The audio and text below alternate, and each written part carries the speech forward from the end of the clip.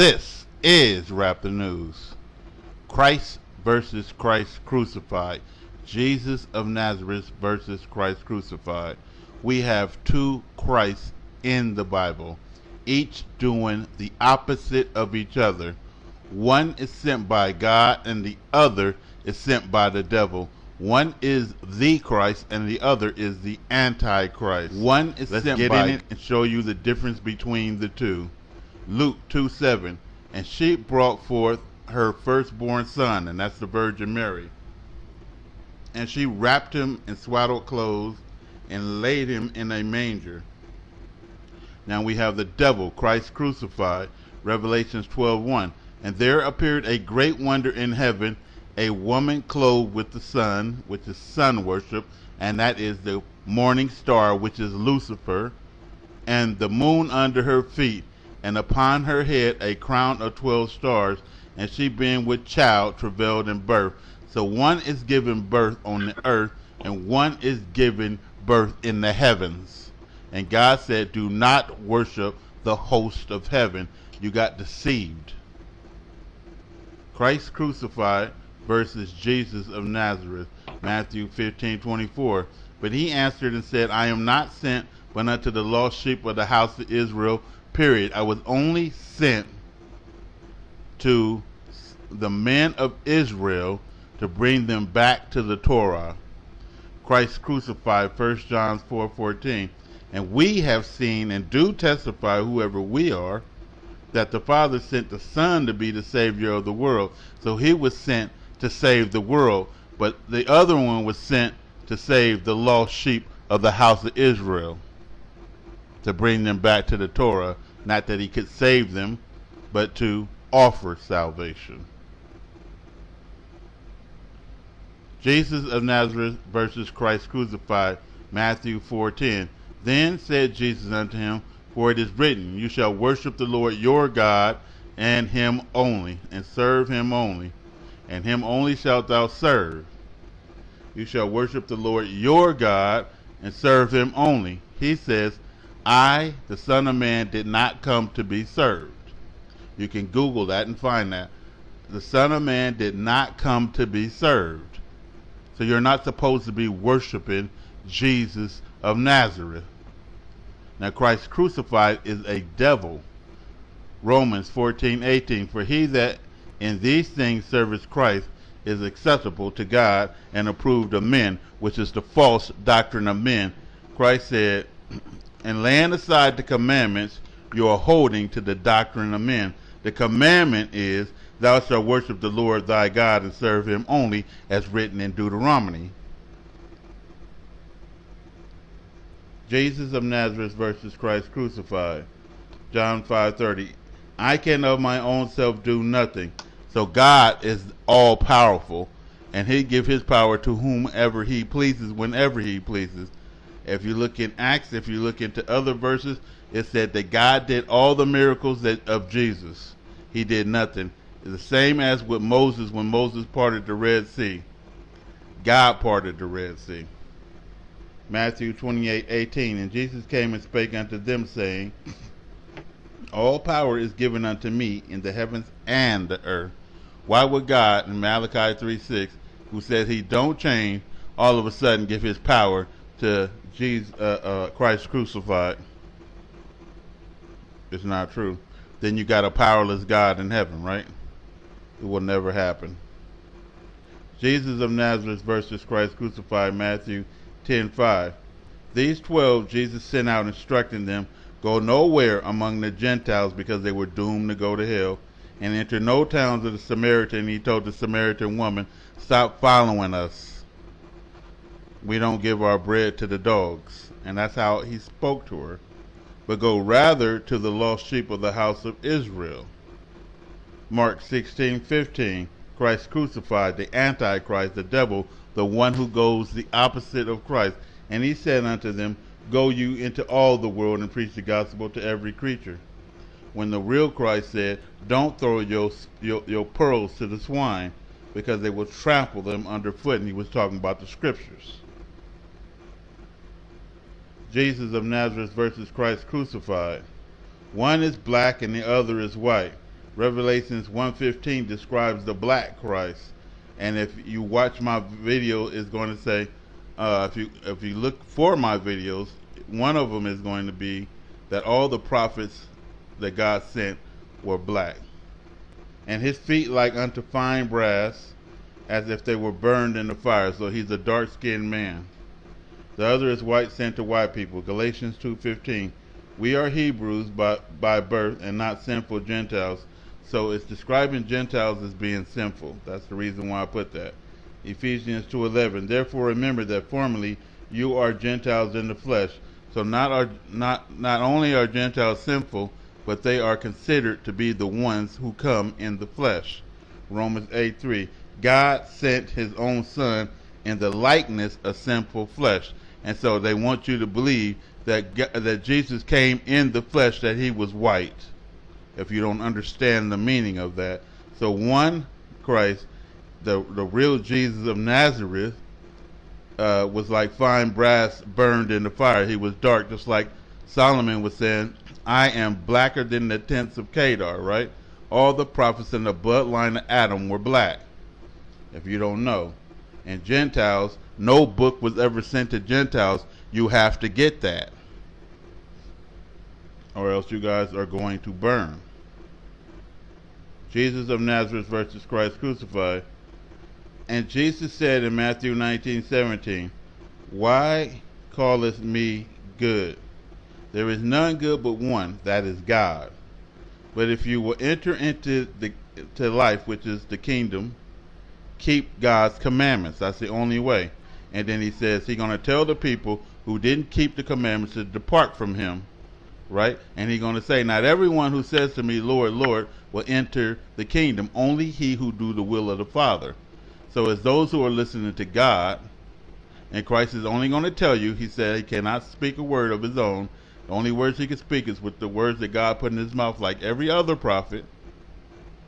And then you got a Jesus that says, verily, verily, I say unto you, I'm the God. Who get that?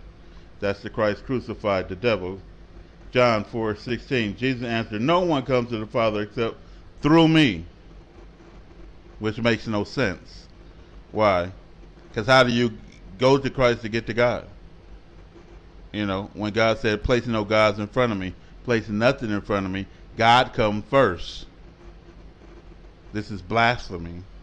And people got to understand that you are in a blasphemous, fake, pagan, infiltrated religion.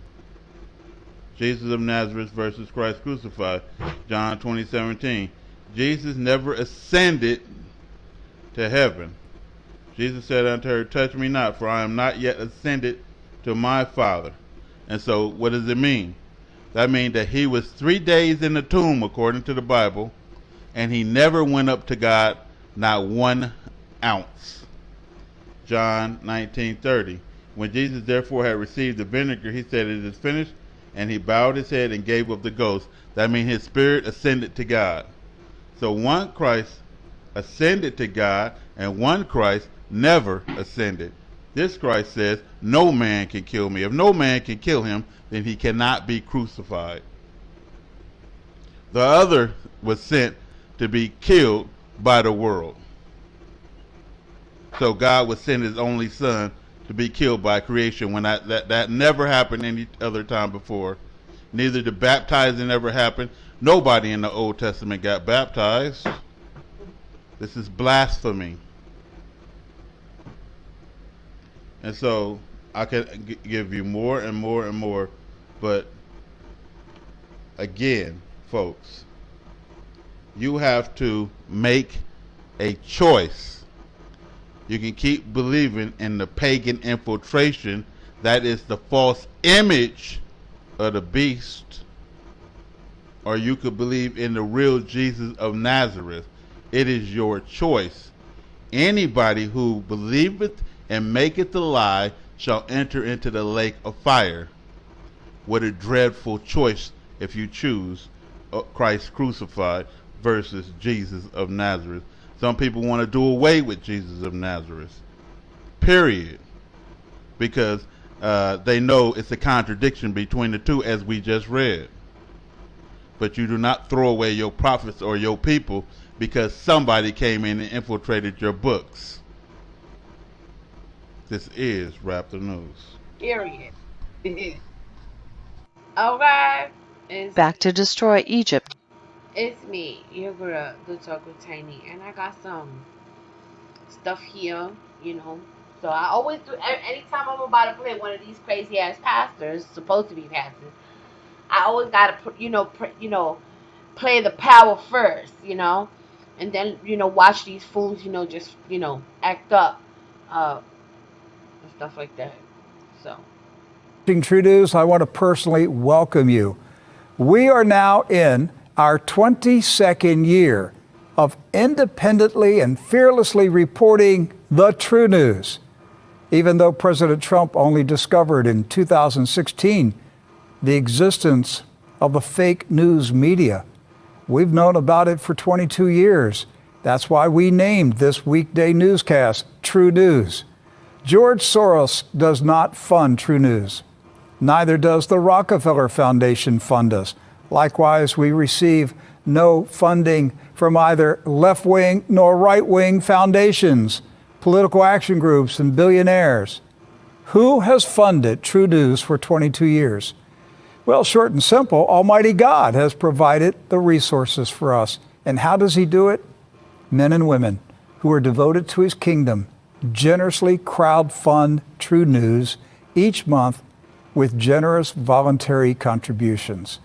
Although True News does not have paid advertisers, we do have a book offer.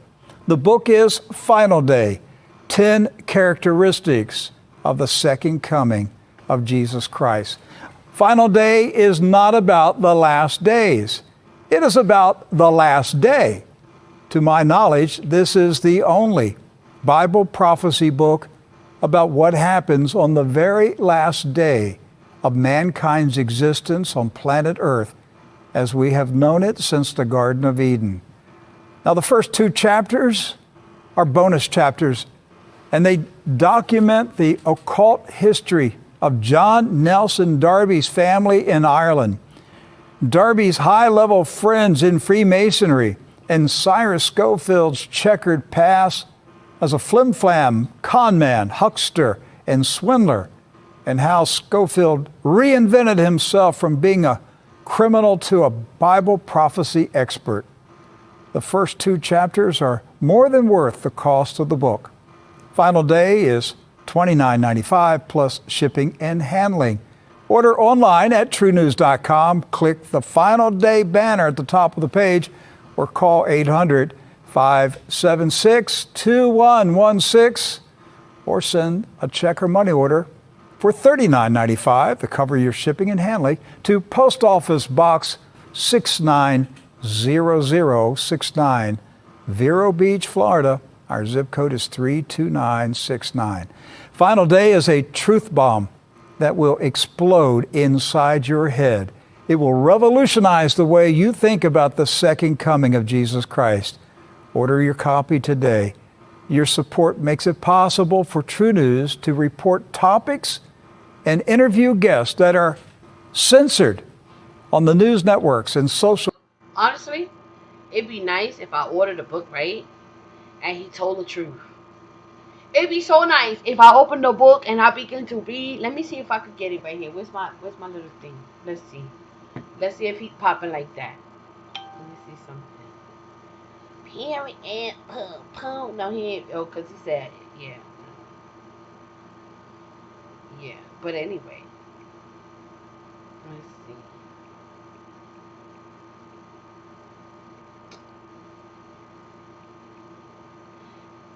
But this right here. Buckle your seatbelt. Cause um he got he got some shit. There's another book here called The Final Day. Got a few final days.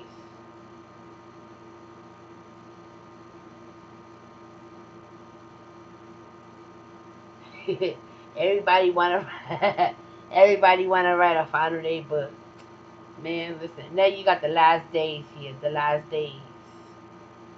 A rabbi looks at the last days. What's this about? What every Christian ought to know. Let me download that. But let me go ahead and play this. My hand is itching out. Let me go ahead and let me play. Social media platforms. Now here is part one of Edward Zoll's exclusive interview with Mr. Steven Hoffenberg.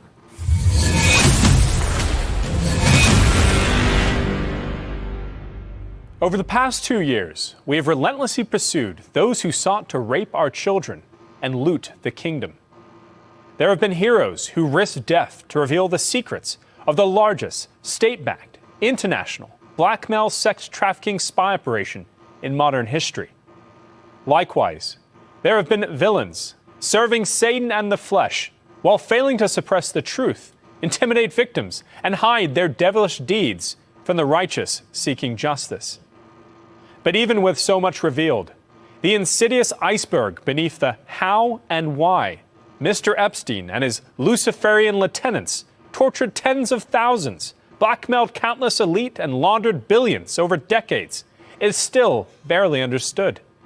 We've sought experts, victims, and witnesses to answer these questions, and today we have a man who was there from the beginning. My name is Steven Jude Hoffenberg.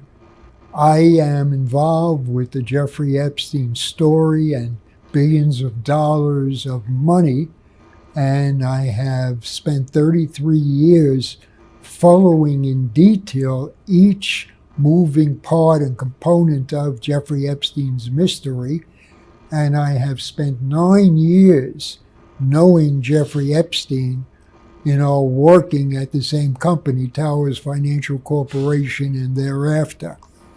So I am a real witness to Jeffrey Epstein and Ghislaine Maxwell and what happened in all the crimes, and I can give you an overview and an eyewitness reaction as to what's taking place. I had the honor of speaking with Mr. Hoffenberg in Sheldon, Connecticut, the day after Ghislaine Maxwell was arraigned in New York City on charges of perjury and sex trafficking.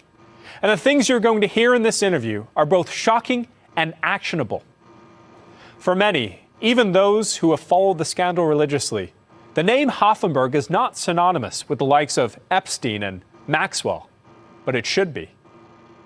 After Jeffrey Epstein slithered his way in and out of the elite Dalton Manhattan Prep School in the 1970s as a spiritual mathematics teacher for the future leaders of society, he convinced another powerful institution to hire him without a college degree, New York-based global investment bank Bear Stearns. It was here Jeffrey Epstein, the man later known for his strategic sexual appetite for minors, dazzled Wall Street, at least until his untimely firing for previously undisclosed fraud involving the Jewish-owned Red Mafia-connected whiskey company Seagram's, whose founding family, the Brofmans, have since been implicated in a similarly devious multi-million-dollar scandal, the Hollywood NXIVM sex cult. There was an SEC investigation. There are many documents reported in the SEC investigation. Jeffrey Epstein gave sworn testimony about the transactions that you're exposing, and Jeffrey Epstein was forced out of Bear Stearns. He quit because he was found to have broken the law by the board of directors of Bear Stearns, and that hasn't been adequately covered because it happened in the early 80s and because there was a very deep friendship between Ace Greenberg and Jeffrey Epstein. Ace Greenberg, he was the man that hired Jeffrey Epstein, right? Bear Stearns? Yes. Ace Greenberg, Alan Greenberg, sponsored Jeffrey Epstein's career at Bear Stearns. Steven Hoffenberg has unique insight into this period of Jeffrey Epstein's life and how it was the beginning of his dark work for the British and possibly American and, of course, Israeli intelligence. This corrupted tale of Jeffrey Bond and his 00666 lifestyle appears to have gone professional with the fatherly guidance of a knighted arms dealer named Sir Douglas Leese, along with the help of an infamous Saudi warlord and Ghislaine's super spy father, Robert Maxwell. Well, Jeffrey Epstein, as you know, got fired from Bear Stearns under unfavorable circumstances, and he lost his securities trading licenses in America. And that created a problem for future income for Jeffrey Epstein. Therein, he went into the consulting business, got hired by the Leese, L-E-E-S-E family, which is Sir Douglas Leese, who's been knighted twice. Sir Douglas Leese, I know quite a bit about him. Do you? Yes. Well, he is one of the people that will fill in the mystery for the billions of dollars, and he and Adnan Khashoggi effectively used Jeffrey Epstein's talents overseas in intelligence gathering, and Robert Maxwell, Ghislaine Maxwell's father, was a critical step in Jeffrey Epstein making money from intelligence gathering and blackmail. Yes, that is the same Adnan Khashoggi from the Iran-Contra affair, whose nephew, Jamal Khashoggi, was butchered and buried by a hit team sent by Saudi Crown Prince Mohammed bin Salman, who some say listened eagerly from a jet on the tarmac in Istanbul. As a Washington Post columnist by day, likely CIA asset by night, was murdered with a bone saw. Adnan Khashoggi, like Jeffrey Epstein, was known as a playboy whoremonger for his wild parties in paradise, especially on his yacht, where drugs, young girls, and information flowed freely. This $100 million yacht, equipped with a 10-foot love bed, an accompanying full mirror ceiling, and a secret passageway from the master bedroom, was briefly owned by Donald J. Trump in the late 80s, who purchased the super yacht at a steep discount of only $29 million during his marriage to Ivana, the mother of Don Jr., Ivanka, and Eric Trump. It was then resold to Saudi billionaire Al-Walid bin Talal, who was later among those purged, robbed, and hung upside down in a Riyadh Ritz-Carlton in 2017 by the Saudi Crown Prince MBS. This was part of a palace coup made possible by classified intelligence provided by President Trump's son-in-law, Jared Kushner. This was, of course, to secure Saudi silence in Israel's conquest of Palestinian land, also known as the birthplace of Jesus Christ. When not overseeing assassinations, government takeovers, and 4 a.m. strategy sleepovers with Washington's shadow president, MBS is also known to receive surprise VIP guests.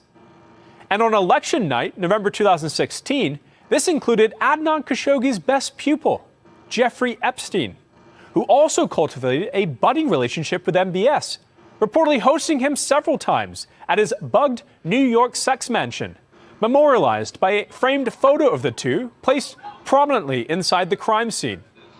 Around this same time period, President Trump's former chief strategist and 2016 campaign CEO, Steve Bannon, also met with Jeffrey Epstein in New York. But why? Well, Steve Bannon would have to be asked as to why he met with them in order to establish what he was seeking from Jeffrey Epstein. The meeting between Jeffrey Epstein and Stephen Bannon has been confirmed by all the parties. So the answer is yes, the meeting occurred. But we don't know the answer of the details of the conversation. We don't, and further compounding this question is that there are flight records showing Jeffrey Epstein's jet flying on the night after the election to Saudi Arabia. It's actually recorded in the Middle East, landing in Riyadh. What could Jeffrey Epstein have been doing there? I know he had a relationship with Mohammed bin Salman, a Saudi, like Adnan Khashoggi of the past. The man that can answer that question is Julian Leese.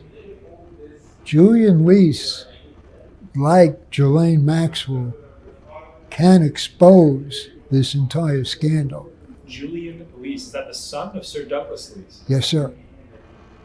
There were two relationships that were extraordinarily close to Jeffrey Epstein and Ghislaine Maxwell, and that's Julian Lease, Nicholas Lease, and the father is the third relationship, Sir Douglas Lease. Jeffrey Epstein's truth about why he went to Saudi Arabia after the election is known by Julian Lease right now. How do you know that? Because I know Julian Lease, Douglas Lease, Sir Douglas Lease, and I also know Nicholas Lease. I know Jeffrey Epstein. I know Adnan Khashoggi. I know all about Ghislaine Maxwell, and I know the interaction between all those parties. Ooh, stop. Okay. We did a little commercial. Come on, baby. Hold up. Hold up. Hold up. Hold up. Hold up. What's really good? Company who? I don't want none of this. Face. About. Face. Company move. Got real man them in this. I can't lie to you. I can't lie to you. It's serious. So if you see me in this vest, this is what's been going on. Everyone's asking about the vest. You see what I'm saying? Order, structure. That's what I've been talking about. This. Look like a Company who? I don't want none of this. Face. About. Face. Company move. Got real man them in this. I can't lie to you. I can't lie to you. It's serious. So if you see me in this vest, this is what's been going on. Everyone's asking about the vest. You see what I'm saying? I'll see you, boo. Okay. Jeez. Back to these creeps. I'm a witness to it. Because you're a witness, has the FBI, the Department of Justice, come to you to interview you? I can't get ahead of the FBI and the Department of Justice sitting here doing an interview. That would be The FBI. wrong for me to get ahead of what's taking place in this tremendous scandal. I mean, it's a worldwide scandal. Have you offered your help? I can't get into it. Sure. Okay. I can't get into it. We talked about, before we started, about this is not about just pedophilia, this is about blackmail. Can you expand on this extensive blackmail operation? There's no question to date, as of this moment, that taping equipment, audio and video equipment, was operated inside of Jeffrey Epstein's homes and on the airplane known as the Lolita Express, the 727 airplane belonging to Jeffrey Epstein. So there's no question that in the house in New York City, 9 East 71st Street, that very large mansion that Jeffrey Epstein acquired for $1 from Leslie Wexner, in the house in New Mexico, very large ranch, Zorro Ranch, in the home in Palm Beach on the water where Jeffrey Epstein was investigated by the Palm Beach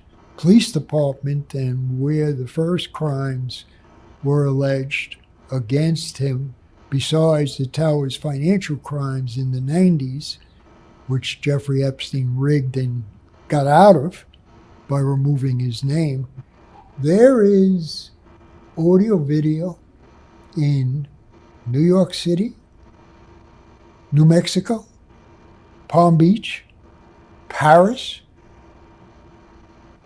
that deal, and St. Thomas in the Virgin Islands, in 5 homes of Jeffrey Epstein, of underage sex trafficking, abuse of little girls, tremendous abuse of little girls.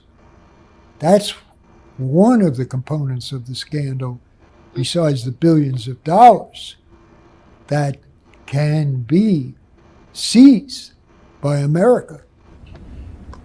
Was he a free agent? Was Epstein a free agent? Was Ghislaine a free agent? Or were they orchestrated by higher ups? They had several unusual arrangements. An agent is somewhat defined by evidence as somebody possibly working for a governmental agency. Jeffrey Epstein and Ghislaine Maxwell were not employed directly in a scope of employment as an employee. They were outside the agencies, which are called assets or contractors. They were used by the agencies to gather intelligence information. And these tape recordings were used, as you know, to gather intelligence information. For what reason? Power and influence for Jeffrey Epstein to blackmail people. The former head, or one of the top officials of the Israeli intelligence agency and a former prime minister, was recorded. Ehud Barak. Yes, was recorded on this audio-video system, supposedly. Well, this is a conundrum because if MI6, Israeli Mossad, if they are part of this honey trap system, they got some of their own people caught in this trap. Prince Andrew and Ehud Barak. What do we deem from that? What do we take from that? Well, I think we got to go to God's righteous people who are praying. Now, this is in the hands of God's righteous people today. The purpose is in the hands of God's righteous people. Will God allow the exposure of this scandal is the question. This is the number one child trafficking scandal exposed in the history of America. We haven't seen anything yet. We have seen 25% of the story, and it gets into the media every day in the week. And that's only 25% of the story. There's 75% of the story untold.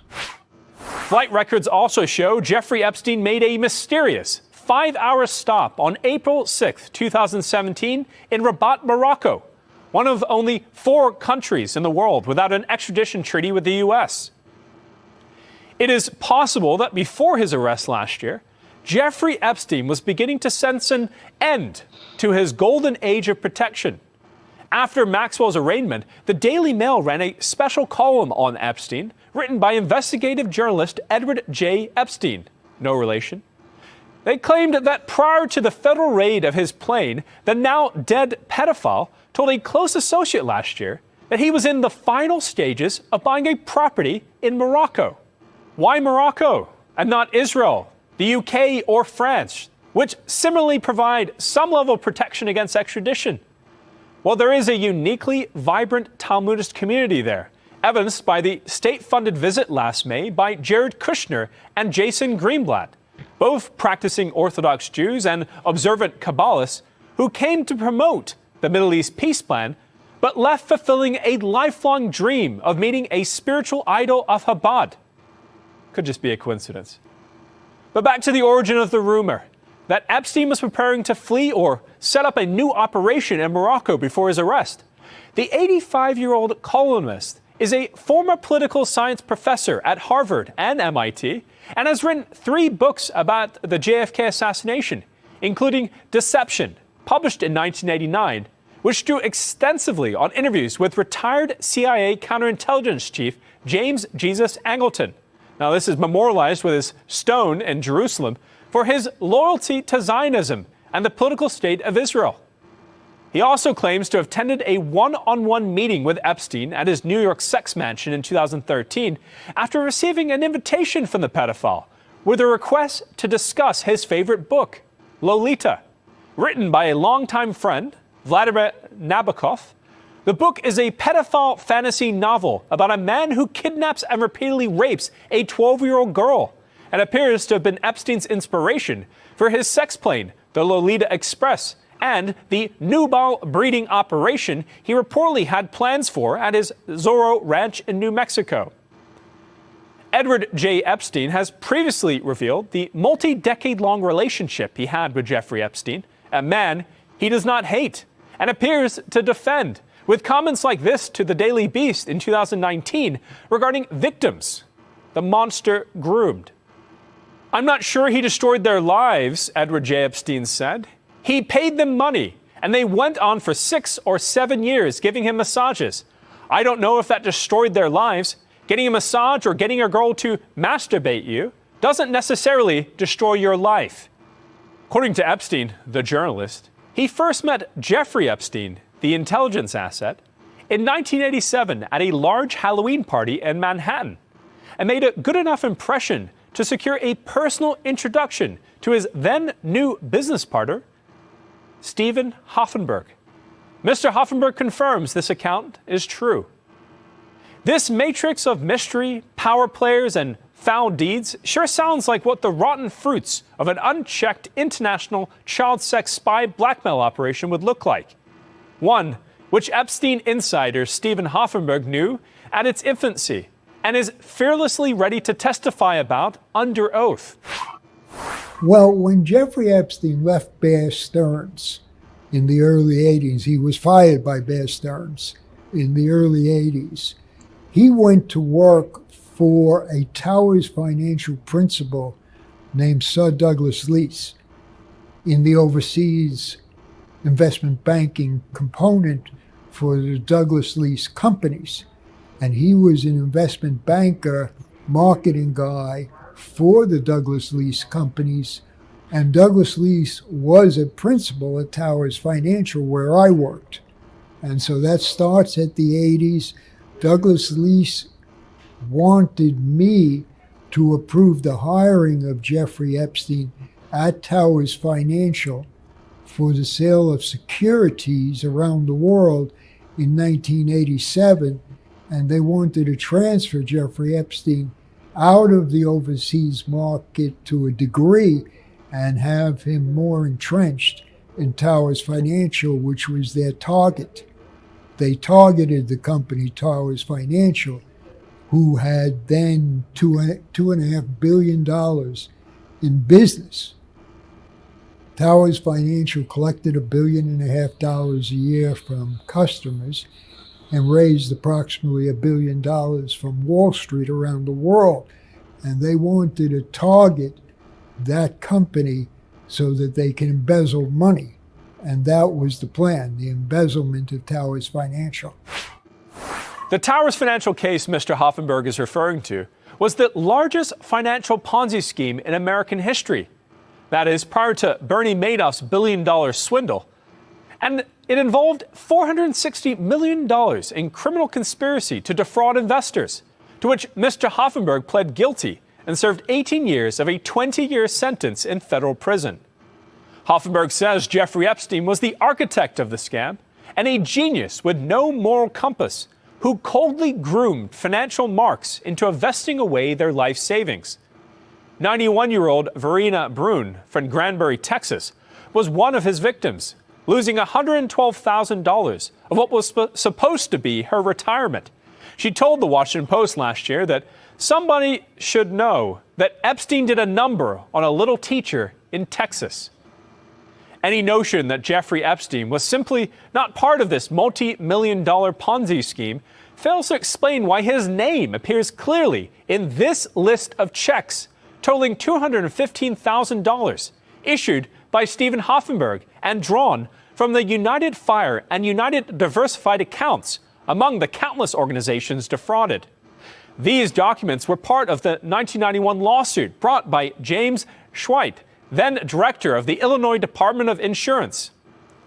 After repenting of these crimes, Mr. Hoffenberg became a Christian and has been on a crusade since 2013 upon his release to reset his legacy, starting with the exposure of the clandestine conspiracy erected around intelligence asset Jeffrey Epstein and those who mentored him in the illicit art of molestation, blackmail, and arms trafficking.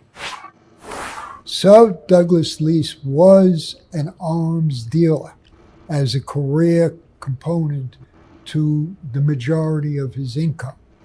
And so Douglas Leese was an asset of the United Kingdom's intelligence community. He was very active as a contractor for the United Kingdom intelligence agents outside the agency. And he put his banner over Jeffrey Epstein as an intelligence operative. From my understanding, Sir Douglas Leese also had a tie with Adnan Khashoggi in the El Yamaha weapons deal between the United Kingdom and Saudi Arabia. Were you aware of this? Yes, afterwards. Not before and not during. In the last year, a lot of evidence has been discovered and exposed by the media, evidence that I didn't have. And I was underrepresented. I had to fire my lawyers complaining that they didn't go to trial and that they caused me to voluntarily plead guilty. If I would have gone to trial, the entire Sir Douglas Leese, Jeffrey Epstein, Prince Andrew, Ghislaine Maxwell crimes would have been stopped right then and there in the early 90s. Would have been over. Having that much information, how fearful were you of your life? You know, I didn't look at the fear component. I go by what the Bible says, that if you are controlled by fear, you're not controlled by God or Jesus Christ or any God that you believe in. I'm not trying to evangelize and convert people in this interview. I'm explaining my circumstances of not being controlled by fear. And I preach to many people that I mentor spiritually that if you are controlled by fear, you can't deal with today and tomorrow. You're only going to deal with the fear. So fear is a great topic that we could talk about for weeks, but I wasn't caught up in that component at all. Well, good for you, sir. The book of Matthew tells us to fear that which can steal your soul, can't hurt your flesh. But I would say to you, you're free to evangelize in this interview, sir, so don't feel refrained from it, okay? Well, then I will. Okay, good. Yeah, absolutely, please. On the Towers Financial case, that is very intriguing. That obviously didn't go to trial, and because it didn't go to trial, certain names were not brought in, and scandals stopped in their infancy. With Jeffrey Epstein, my understanding is that his name was dropped from the case. It was removed from the case. Can you speak about that? Sure. It's amazing that Jeffrey Epstein was a target, without a question, was a wrongdoer, was a major participant in the crimes at Towers Financial, and he was part of the entire case until one day they just removed his name from the case.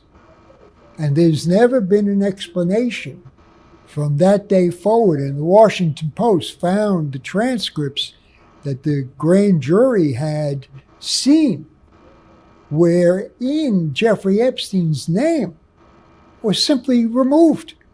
And they switched that name to Hoffenberg co-defendants, which is shocking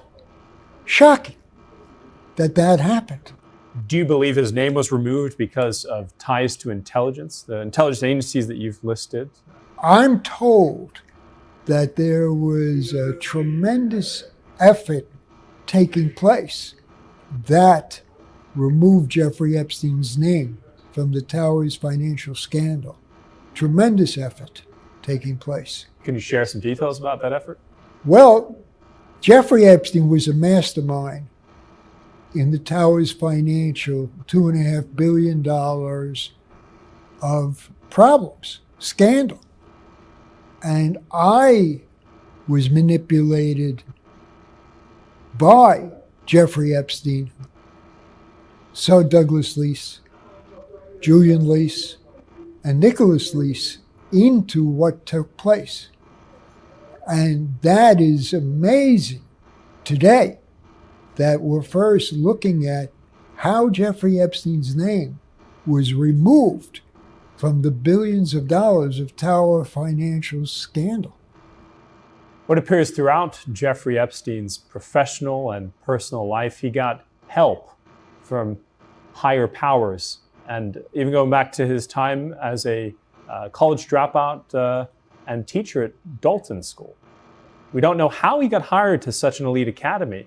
We heard someone made some moves for him in that regard. And after that, obviously, the introduction to Sir Douglas Leese. And my understanding was Jeffrey Epstein was involved in some arms trafficking. Is that correct in the early 80s? Yes. Can you tell me anything about that time period? He, in the early 80s, was trained in arms trafficking and money laundering by Adnan Khashoggi and Sir Douglas Leese jointly. And Jeffrey Epstein was a major participant and principal in the arms trafficking and money laundering operations of Adnan Khashoggi and Sir Douglas Leese for Israel, for what they were doing in the United Kingdom, for what they were doing with the remaining Robert Maxwell operations later on after Robert Maxwell died. Jeffrey Epstein took over after Robert Maxwell died, his operations to whatever could be salvaged. Well, that's an incredible statement you just made, sir. Can you talk? Did he ever share any details about the actual arms trafficking, countries, what he was sending, where was he sending it to? You mentioned Israel, you mentioned United Kingdom. Well, it's been established that the Chinese weapons were used in the Middle East. That sale and sales of arms was conducted by Jeffrey Epstein, Adnan Khashoggi, and Sir Douglas Leese. That's how the Chinese weapons got to the Middle East. They made the transactions occur. You said the Middle East, you're talking about countries like Iran? Iran. What do you know specifically about the weapons to Iran that Jeffrey Epstein ran? Was he involved in the actual delivery of them? He was involved in the transactions closings in the 80s. He was working for Sir Douglas Leese at that time, who had a revenue sharing agreement with Adnan Khashoggi and his group in the Middle East. Sir Douglas Leese and his sons Julian and Nicholas, the men Mr. Hoffenberg says enabled Jeffrey Epstein's 1980s gun running, later set him up in the Tower financial scandal and even connected the Trump administration to Mohammed bin Salman. They are ghosts online. Few news stories and no pictures exist for the elusive knight who Mr. Hoffenberg says helped arm Iran. But an English parliamentary record from a January 1996 debate in the House of Commons involving politician-turned-television host George Galloway does mention a British businessman named Douglas Leese, who handled secret commissions on the 1986 UK-Saudi oil-for-jets billion-dollar Al Yamama weapons deal. Well, this was for UK arms firm British Aerospace, now BAE Systems, the sixth largest producer of weapons for the US Department of Defense. The multi-phase Al Yamama deal, estimated to be valued at 43 billion British pounds, was described by the Financial Times as the arms sale of the century and the biggest sale ever of anything to anyone. It was conceived and willed into completion by then British Prime Minister Margaret Thatcher in the aftermath of an oil tanker standoff between Saudi Arabia, Iraq, and Iran in 1984.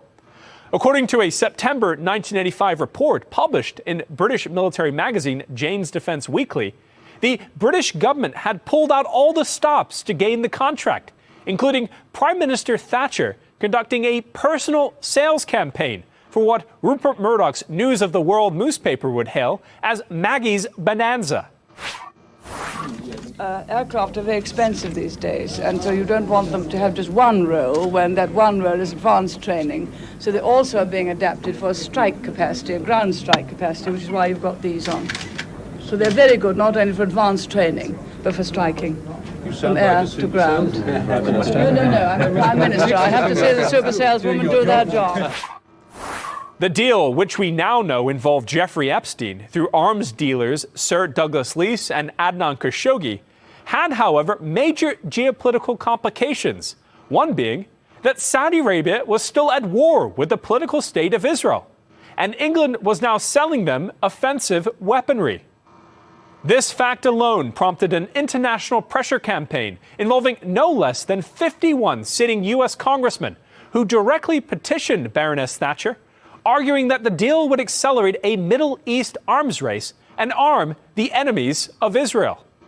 A distinct irony here is that documents seized and published after the 1979 revolution in Iran shows that Israel and their now top enemy, Iran, were working together as allies prior to the overthrow of the Shah in a multi-billion-dollar weapons project called Project Flower, which sought to arm Iran with American-designed ballistic missiles with American navigation and guidance systems that could be fitted with nuclear warheads. In the Epstein-Khashoggi al-Yamama weapons deal, Britain's main competitor was the United States, then headed by President Ronald Reagan. But he ultimately pulled out of the deal after immense influence was exerted from what an unnamed aviation official at the time identified as the American Jewish Lobby. In this time period, Margaret Thatcher also fiercely condemned Israel for bombing Iraq's Osirak nuclear reactor in 1981. She opposed Israel's invasion of Lebanon in 1982. In 1983, she blocked a former member of Irgun, a paramilitary terrorist force which killed British soldiers during World War II, from becoming ambassador to the United Kingdom.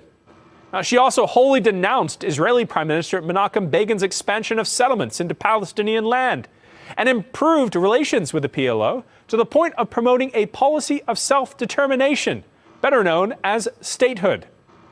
This is not to say that Margaret Thatcher was against Israel or the Jewish people.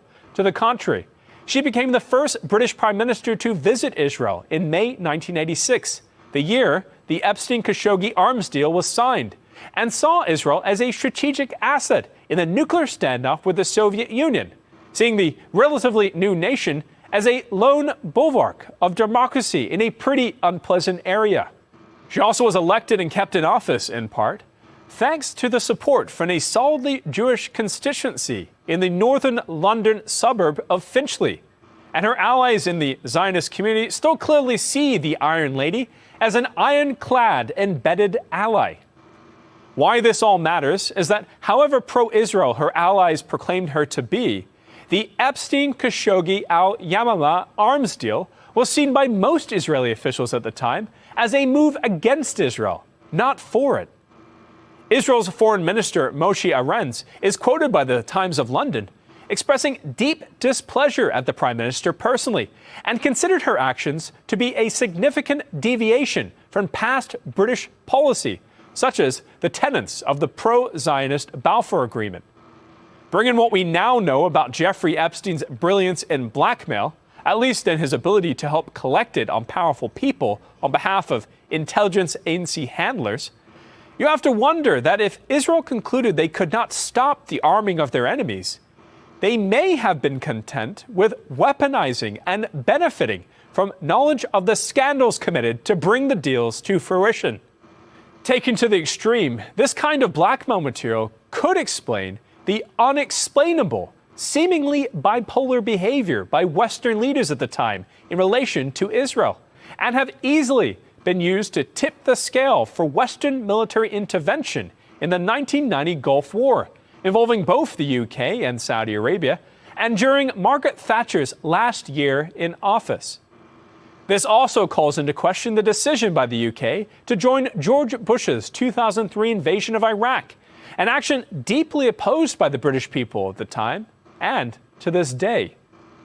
As key witnesses to the at times unorthodox negotiation tactics employed by the British, the Saudis, and likely the CIA in the Al-Yamama weapons deal, Jeffrey Epstein and his mentor, Sir Douglas Leese, would have had extensive blackmail material on anyone who received bribes or even knew about them and looked the other way. Like how the son of the Queen got entrapped in Jeffrey Epstein's later operations, it turns out Mark Thatcher, the son of the Prime Minister, was not only involved in the Epstein-Khashoggi Al-Yamama weapons deal, but is alleged to have received £12 million in bribes.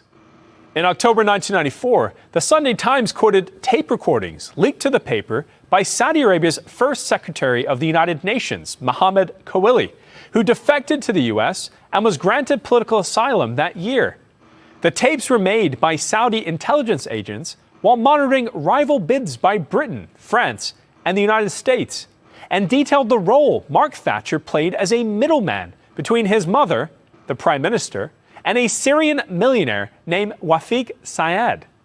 The Sunday Times even quotes Adnan Khashoggi directly as saying Wafiq was using Mark's intelligence. His value to Wafiq was his name, of course, and whenever Wafiq needed a question answered, Mark would go directly to his mother for the answer. Labour MP Tam Dalyell added to the heat by presenting a U.S. intelligence report and an internal British Aircraft Corporation memo to the All-Party Public Accounts Committee in the House of Commons, claiming they proved Mark Thatcher's involvement and shady dealings. Like most the deals Epstein was involved in throughout his life, the government committee decided to not investigate the allegations against the Prime Minister's son, giving the excuse instead that it was outside their remit of issues concerning taxpayers' money. The scandal forced Mark Thatcher, however, to officially retire from British politics and spend the rest of his life jumping from country to country, living off money stashed away in secret offshore bank accounts. As an expat, he settled in places like Dallas, Texas, a notorious haven for Middle East-connected oil barons and retired U.S. spies. And he went on to elite havens like Switzerland, Monaco, Gibraltar, Barbados, and even South Africa, where in 2004 he was convicted, fined, and given a 4-year suspended prison sentence for funding an attempted coup d'etat in oil-rich Equatorial Guinea, which a former SES officer involved said he played an integral part in planning. Aside from the Mark Thatcher black eye, curiosity into the Epstein-Khashoggi Al-Yamama weapons deal continued long after the ink dried on the bribe checks. And it was on the subject of the back-channel payments that George Galloway raised on the floor of Parliament in 1996 the allegation that Sir Douglas Leese, the man, once again, that Stephen Hoffenberg says hired, mentored, and elevated Jeffrey Epstein in the world of international arms trafficking, that Sir Douglas Leese maintained close connections with a Bermuda offshore bank called Bank of N.T. Butterfield, and it was through this bank which he funneled bribes to and from Saudi Arabia. Butterfield, still active today, markets itself as providing specialized financial services and wealth management in well-known tax havens like the Cayman Islands, the Bahamas, and Switzerland, and clearly has ties to U.S. intelligence, evidenced by a 2017 press release announcing the appointment of the former executive director of the CIA, Moreau Park, to its board. She served under President Obama's CIA director, John Brennan, between 2013 and 2017, and prior to the confirmation of Mike Pompeo, was briefly the acting director of the CIA for the Trump administration. Regarding the funds funneled by Sir Douglas Leese, an investigation by the BBC in 2007 revealed that one of the people who received secret payments was none other than Saudi Prince Bandar bin Sultan, the kingdom's long-term ambassador in D.C. between 1983 and 2005.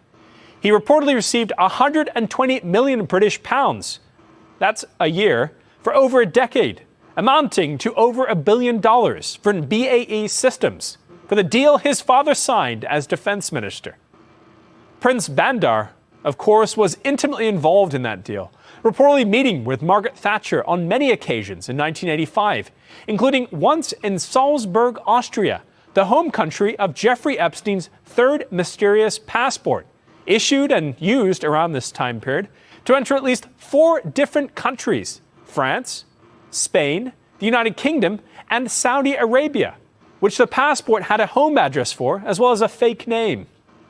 The passport, which expired in 1987, was discovered during the raid of Epstein's secret New York City vault in July 2019, and his lawyers at the time explained it was for personal protection against kidnappers, hijackers, or terrorists who might have wanted to target Epstein because of his Jewish faith.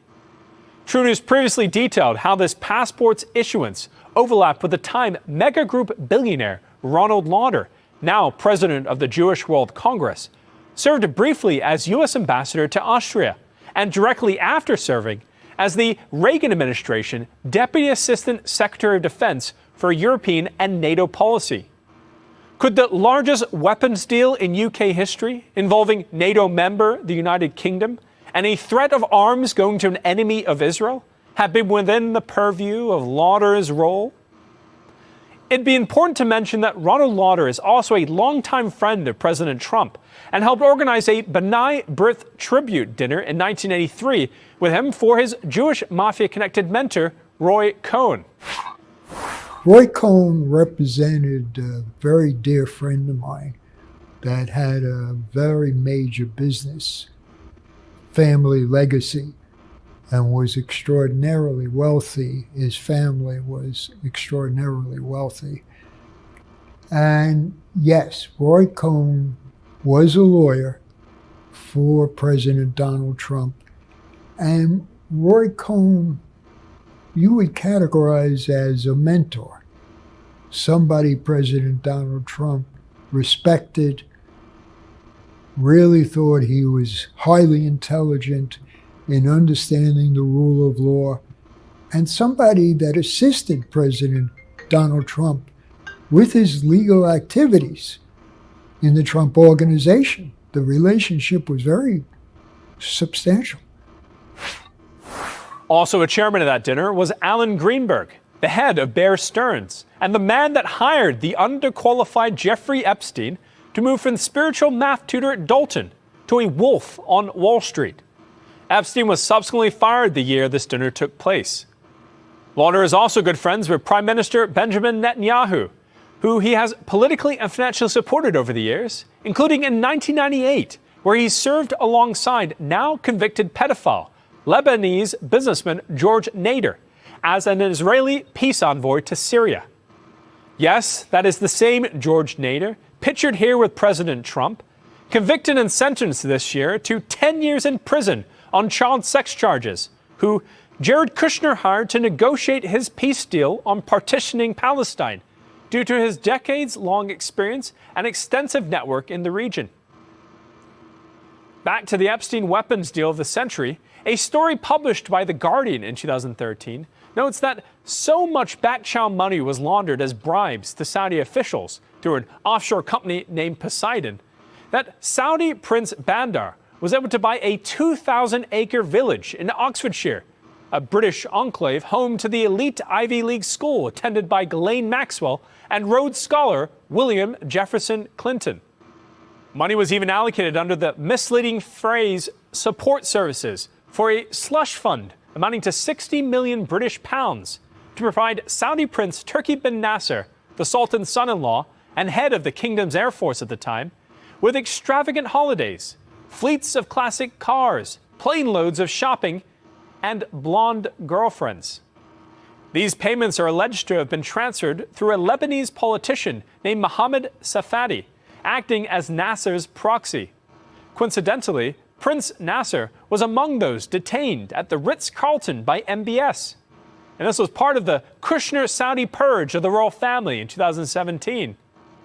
As for Bandar Bush, as he came to be known in the 9/11 era, for his close ties to President George W. Bush, he became head of Saudi intelligence and the National Security Council until his departure from public life in 2015 during the rise of Mohammed bin Salman.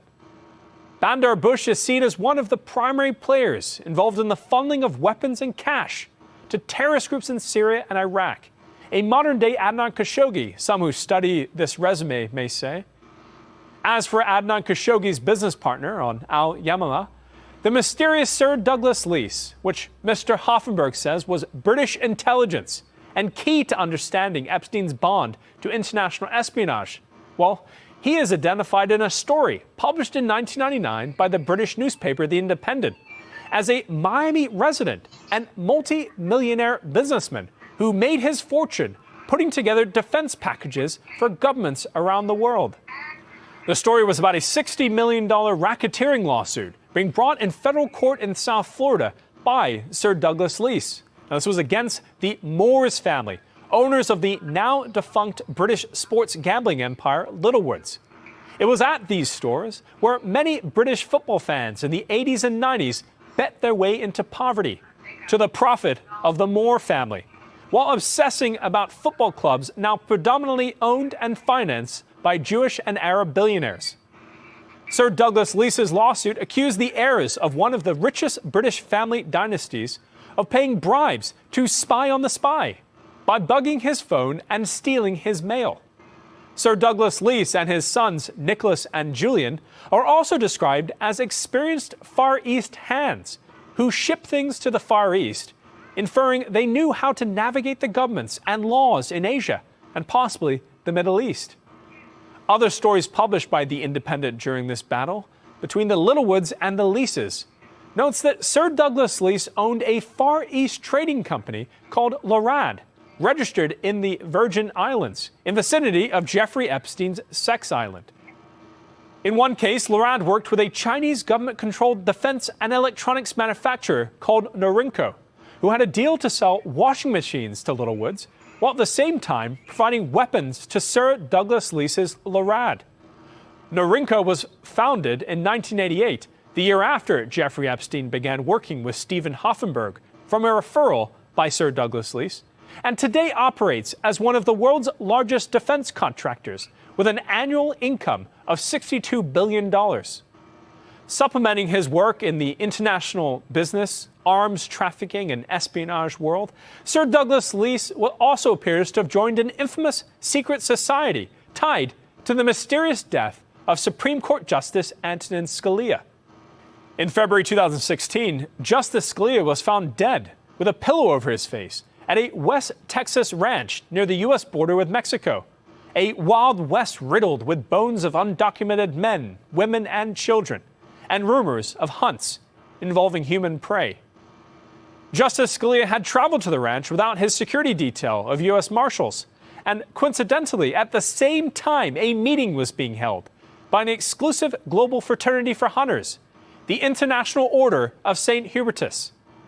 Among the elite members present, from a secret male-only membership list, which is rumored to include kings, princes, and wealthy international businessmen, was the ranch's owner, John Poindexter, who, along with a prominent D.C. lawyer named C. Allen Foster, who was also present, holds a leadership position in the order. Poindexter denied any connection between Justice Scalia and the Order of St. Hubertus, but did admit he previously met the Reagan-appointed staunch Catholic justice at a sports group gathering in the Capitol, where the U.S. chapter of the secret society is headquartered. Now, how does Sir Douglas Leese tie into this? As part of my deep dive into any and all public mentions of the man who Stephen Hoffenberg says deputized Jeffrey Epstein as a clandestine Contra consultant in the 80s, I came across some interesting forum postings from the early 2000s. The first was a posting on the afternoon of October 5th, 2000, on a now-defunct forum run by a company called Goldhaven Information Systems. The company was founded in 1997 by a self-described offshore business consultant named Matt Blackman to assist those utilizing or requiring information about the offshore world and to warn clients about known and potential scams and fraud involving offshore companies and individuals. The posting on Goldhaven Information Systems was titled Order of St. Hubertus and was made by a person who identified themselves as Hunter, using the email account Hunter_. _111160 at mydeja.com. The post read, "Here is some information on Sir Douglas Leese. Interested in additional information on this person, but specifically the Order of St. Hubertus." The post then lists what appears to be a biography for a Sir Douglas Leese related to his role as Master Trustee for a foreign security trust program offered through Leading Minds International, My Giving Tree, and Mariner International Bank in St. Vincent. This bank was implicated in a multi-million-dollar felony gambling and money laundering conspiracy, successfully prosecuted by the Department of Justice in 2003 against a Florida attorney named David Hampton Tedder, who funneled money through an offshore gambling company named Gold Medal Sports, located on the island of Curacao. The post reads, "Master Trustee, international businessman, and philanthropist, Sir Douglas Leese has established a long and distinguished career in the international business community, stretching from the United Kingdom to China, the United States to Australia. Whether it is manufacturing, high-tech, or financial industries, he has extensive experience to draw upon, from managing director to chairman of the board, in partnership or joint venture. His resume reads like a who's who of international business, to include companies such as Boeing, Westinghouse, and many international financial institutions. Of British nationality, Sir Douglas Leese maintains residence in St. Helier, Jersey, and the Channel Islands." The Post goes on to say that this Sir Douglas Leese has been recognized with the Queen's Award to Industry for Technology and the Queen's Award for Export Achievement, awards similar to that which Prince Andrew was assigned in the 90s and early 2000s to present on behalf of the royal family before his untimely retreat from public life as the allegations of rape and collusion with Jeffrey Epstein resurfaced. The purse ends by saying this Sir Douglas Leese's many honors include Freemen of the City of London, referring to an honorary citizenship with the elite and powerful inner enclave of the British capital, which is separate than the metropolis of London and is home to the headquarters of England's top banks. Even the Queen cannot enter this area without direct permission from its Lord Mayor. A website for the Guild of Freemen of the City of London notes that this title dates back to when Norman kings conquered England and comes with the privilege of being the only voting bloc allowed to elect the Lord Mayor and the sheriffs of the Corporation of London. Among the members boasted by the Guild is American actor Morgan Freeman.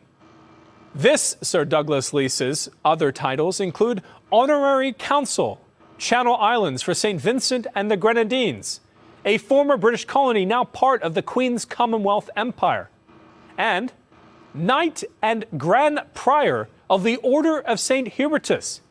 Yes, St. Hubertus, the elite hunting secret society. And not just as a member, but a Knight and Grand Prior, which is considered to be a senior leadership position in the secret society. Now, the person with the username Hunter, who posted this information on the Goldhaven Information Systems online forum, has used the Hunter11160 at mydeja.com email on other forums dedicated to discussing fraud in the offshore and wealth management community.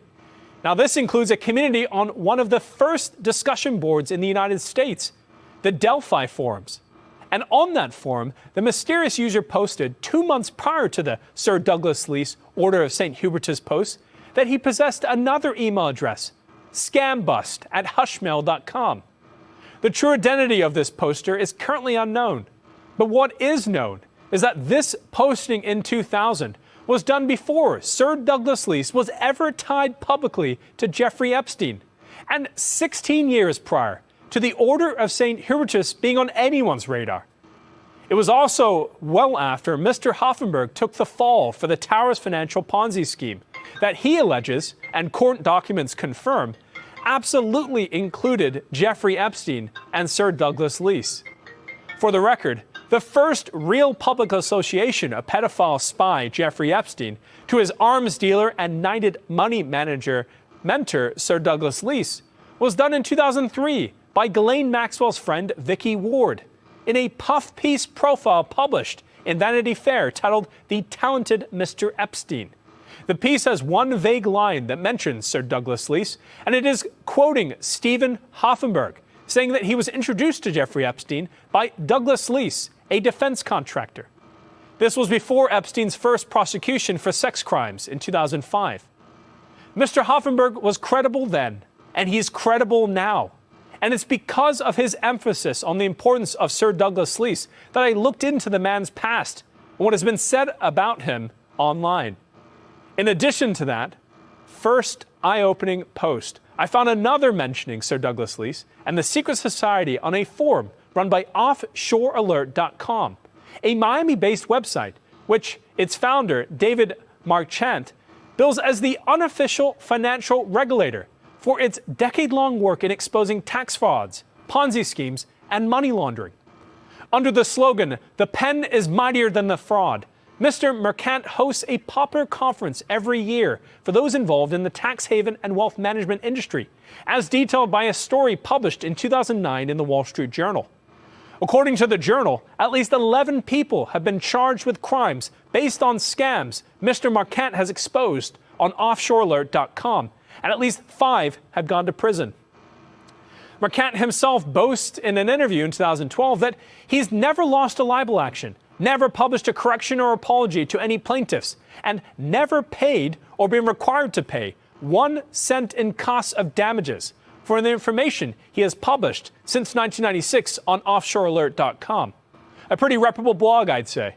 Well, on December 23, 2004, an anonymous user named Linda posted on the offshorealert.com forum, "Please have Sir Douglas Leese contact me or anyone who is part of the Knight Order of St. Hubertus. The contact would have to be someone who is into Satanism or Wicca and who also lives in Europe. I would very much like to speak to them. Also, I would especially appreciate anyone who lives in Germany, Switzerland, Austria, or Russia to contact me and who has additional contacts in this religious order, or who is into Wicca or Satanism and who has contact with royals. My request is honest, without harm or conditions. I want to locate a family member in Europe, and one of the knights or one of their friends may know the person I need to make contact with. It is very important. Wicca? Satanism? The Order of St. Hubertus? Whoever this was knew of Sir Douglas Leese's ties to that secret society back in 2004. And again, this was at a time when no one in the world really knew who Sir Douglas Leese was, other than those who had investigated the Epstein-Khashoggi al-Yamama weapons deal and heard his name uttered once by George Galloway. Now, the post on offshorealert.com is still active and raises many questions about both Sir Douglas Leese and the members of this mysterious secret society who were present at the Texas ranch where Justice Scalia died. It is important to note that the Order of St. Hubertus claims to base their organization on a Christian mandate to preserve God's creation. They base this on a vision received in the woods of Europe by a man named St. Hubert. But when the U.S. chapter of the Order of St. Hubertus was launched in 1968, it was done so at a banquet at the Bohemian Club in San Francisco, the same club which sponsors the Wiccan Bohemian Grove event every year. Now, this is the event where a ceremonial owl is burnt as an offering to Satan as part of the cremation of care. There is one last post about Sir Douglas Leese from offshorealert.com, which is of note, and it was posted on January 31st, 2010.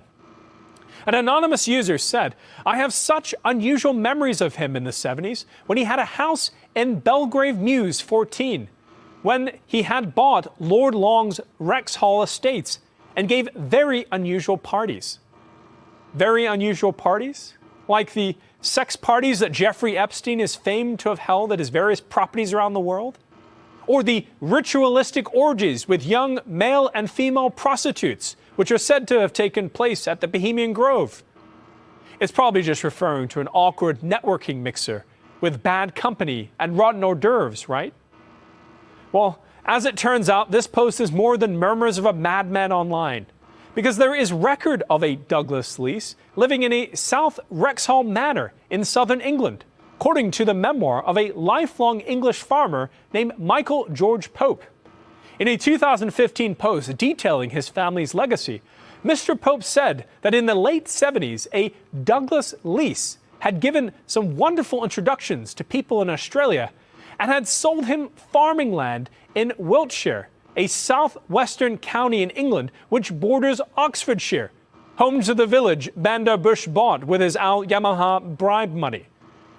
Mr. Pope said Douglas Leese had become disillusioned with the farm and decided to rent it to him while keeping 50 acres around the manor house. Another clue that this is Douglas Leese's estate with the very unusual parties is that the South Wrexhall Manor was home to a Sir Walter Long, or Lord Long, as his friends and subjects would know him, and as the Offshore Alerts blog post names. The mention of Douglas Leese's high-level contacts in Australia is of special value, being that Australia is part of the Five Eyes Intelligence Alliance, including the United Kingdom, the United States, Canada, and New Zealand, which was set up by the Atlantic Charter following World War II. It's possible, based on what we've learned about Sir Douglas Leese, the international arms dealer, the special citizen of London, the secret society leader, the friend of Adnan Khashoggi and mentor to Epstein, that his contacts went past CEOs of tractor companies, but instead to the heart of Western intelligence itself. According to Mr. Hoffenberg, this could explain how Jeffrey Epstein and his friends obtained protection beyond our comprehension and were not outed as monsters before their heinous deeds against thousands. How connected is intelligence agencies in Israel and the United Kingdom? We know there's contention even from back when Israel was trying to regain their sovereignty from a British-controlled country, Palestine, but they're definitely from the Balfour Agreement. We see this blend, but there's contention. How close are these two intelligence agencies, and do they work with each other? They do work with each other, yes, because the intelligence agencies from the free world all work together in Interpol, and Israel and the United Kingdom and the United States have very close bonds and very strong relationships, and they do work together every day. The answer is yes. How close did they work with the Epstein-Ghislaine, this union they had? Ghislaine was the daughter of probably one of the key principals for decades in the intelligence gathering capacity. And she was her father, Robert Maxwell, the intelligence gatherer. She was a favorite child of her dad, Robert Maxwell, who was a super spy. There's no question that he was a super spy. And Ghislaine Maxwell was regarded as part of the family in the intelligence groups in the United Kingdom, in Russia, in the Middle East, in Israel. Robert Maxwell has a state funeral in Israel. So this was a very prominent, important principle in intelligence gathering. Well, something I've never really understood fully, and maybe you can expand on it for me. If Robert Maxwell was murdered, let's say there's contention with that, but I've spoken to Maria Farmer, one of the alleged Epstein victims. She claims Ghislaine told her she believed her father was murdered by Mossad. If that's the case, why did Ghislaine, a favorite child of Robert Maxwell, why was she giving loyalty or still doing work for the Israeli government? Keep in mind that Jeffrey Epstein felt the Israeli government was critical to his rigging the criminal cases in America. Jeffrey Epstein bragged to Brad Edwards, the lawyer for a number of the victims, and he published it in his book, Relentless Pursuit, that Jeffrey Epstein bragged to him that he had intelligence agency protection and that's how he was untouchable. That was Jeffrey Epstein's standard bragging basis, that he was untouchable. According to Mr. Hoffenberg, it wasn't just Sir Douglas Leese who gave Jeffrey Epstein the ability to brag about his intelligence protection, but in the modern era, his son, Julian Leese.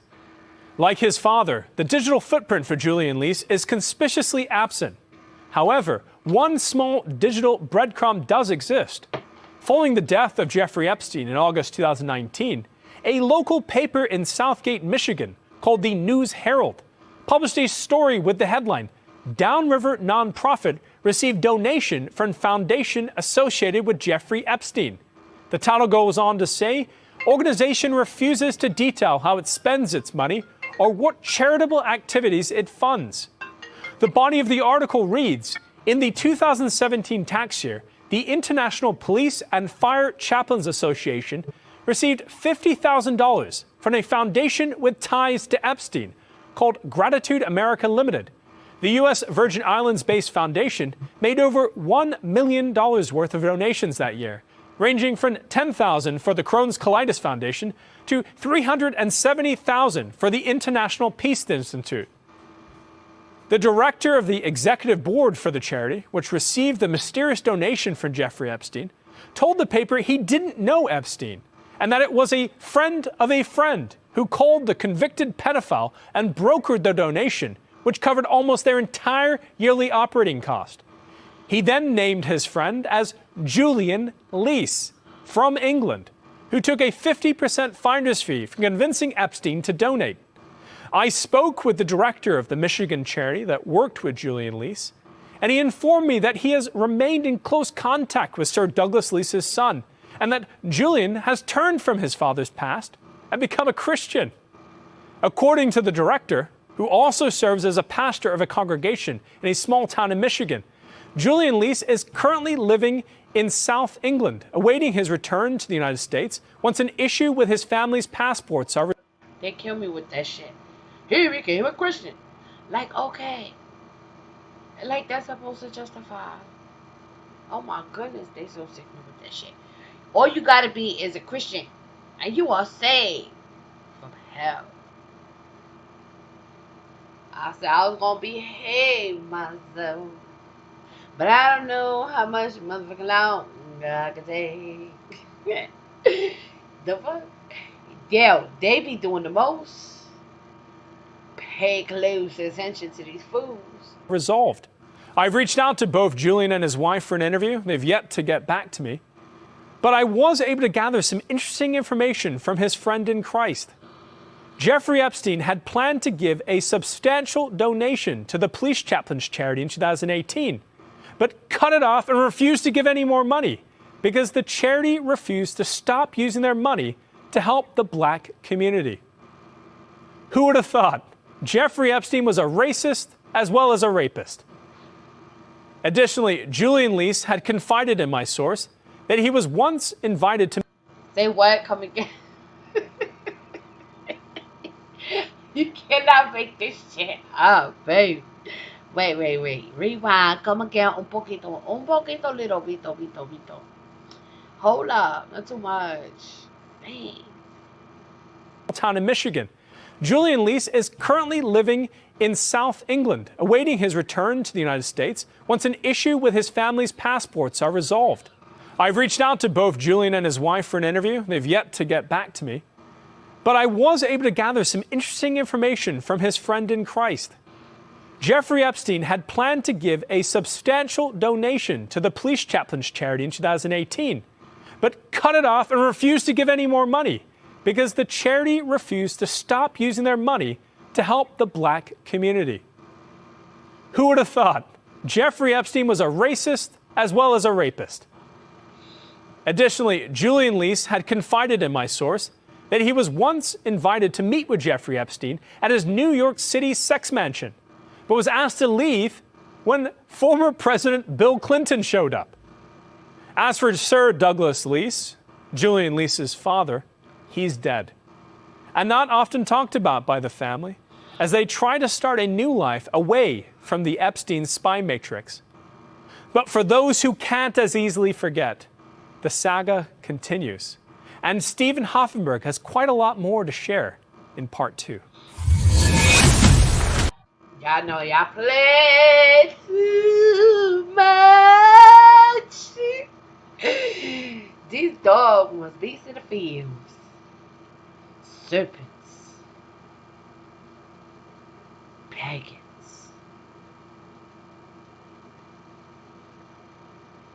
Dogmas. Shit. They be doing the most, y'all. They be playing church, even when they guilty, even when they ain't shit. That's when they go and they try to get saved in their little crazy ass mind. These pedophiles be doing the most. Talk about something. You sit, oh my goodness, I can't. I just can't. They steady playing church out this motherfucker.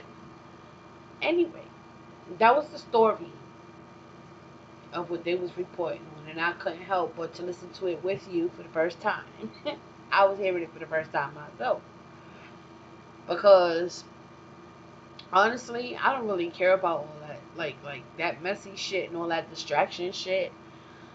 But it's good to keep in record, you know, how messy and nasty these folks are.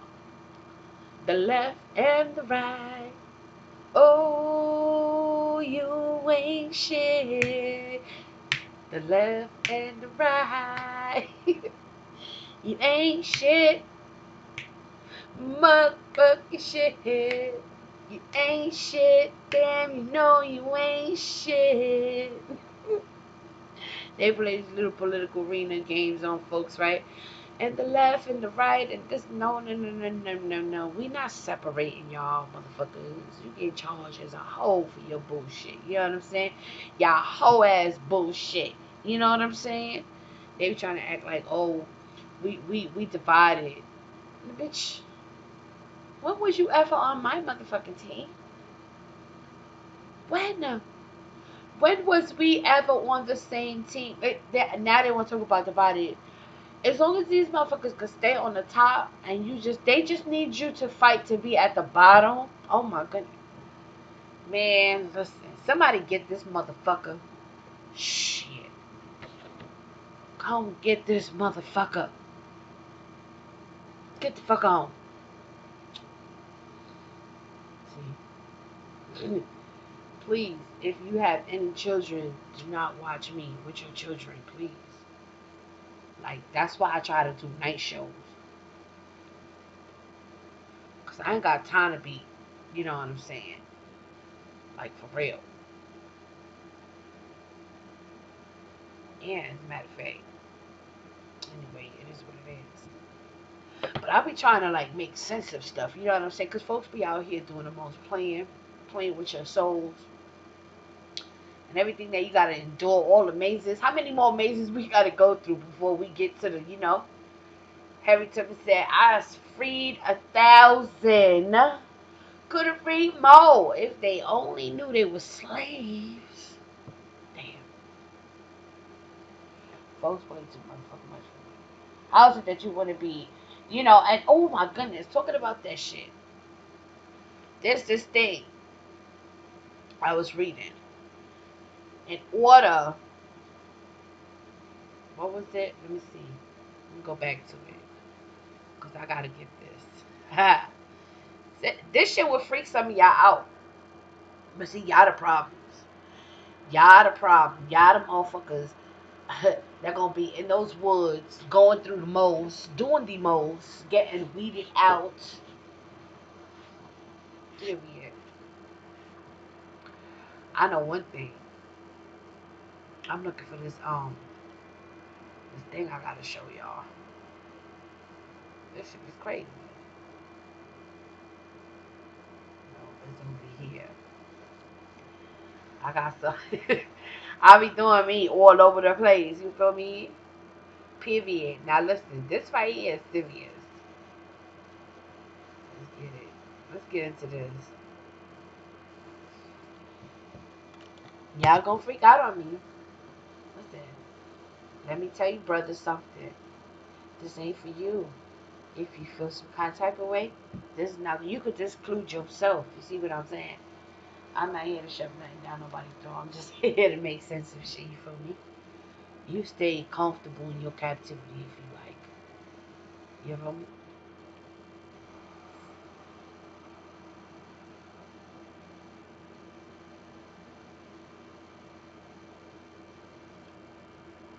And some of y'all gonna be like this. Get out. Get out. Get out. Get out. You know what I mean? How do you feel about that? This is something for you to let your heart ponder on, you know? At one point, yo, shit, you're not gonna be with you're not gonna be with the slave masters anymore soon. You know, you should be looking forward to that. So, you know, shout out to all the house slaves. You know, if you comfortable in your captivity, big up to you. You feel me? I ain't knocking you. You do you. Just don't be a gatekeeper. Don't stand in front of this gate and we'll be fine. You see me? Alright. Don't start and it won't be nothing. You feel me? We got to do what we got to do. It's survive or die mode. You feel me? Survive or die. Now listen. It's gonna be like, you know, where do we go? Where do we start? Yada yada, blah blah blah, ooh ooh wee wee. But don't wet it. Don't wet it. Don't wet it. Don't wet it. Don't wet it. Don't wet that. You know what I'm saying? Don't wet that. Let it wet itself. You know what I'm saying? Let it blossom. Let it be. Let it be. Let it be. You feel me? I'll tell you right now. That's gonna be a huge, you know, thing, you know, and whoever wants to stay, they can stay, right? But whoever wants to go, they just want to go. You feel me? So it is what it is, you know, and this is what it's coming to. This was an article, by the way, that I found, so I just felt that, you know, I shared that. I thought I'd just share that, you know, that this is, you know, this is the currency that has been planted out there. You know, I'm just watering it. You feel me? Don't be mad at the messenger. If it ain't your plan, then keep it pushing. You know what I'm saying? If it ain't if it ain't your what you call it, you know what I'm saying? Get the fuck on then. You feel me? You can take your what you call it, and you don't have to be in this what you call it, and you can get the fuck on what you call it. You and motherfucking Pookie, Ray Ray, and all the motherfuckers. Now listen, Pookie, Ray Ray, don't forget they the Bloods and the Crids, okay? The fuck on. Period, Pooh. Don't start and it won't be nothing. Cause we out here in full effect, and motherfuckers is mad that you're waking up. Some of y'all just need to get over the scary ass feeling within you. Like I always tell the gods, you know, and the goddesses, you're going to have to learn how to shift back into your position. Reclaiming your identity ain't going to be easy. And of course, you know, if you don't want to lose this identity forever, I mean, they took it for a lifetime, you know, throughout generational curses. But never mind that, you know, you don't want to lose it for eternity. It's their goal. It's what they're doing here, you know. So you're going to have to figure out, you know. And this is segregation at the willpower of the Most High Yah, okay? This is serious stuff, you know? And this is when people claim to be Christians and they be playing church, I'm not with all that. This is not that type of cup of tea. This ain't that channel. First and foremost, let me be the first one to tell you that this is not a religious channel. Don't even think about it. I am not that type of cup of tea. So you know, you could be here by divine. Feel special you came across this path, cause you ain't gonna get nothing but some knowledge to take on your way. Like deuces, player, don't need to survive. Only the strong survive.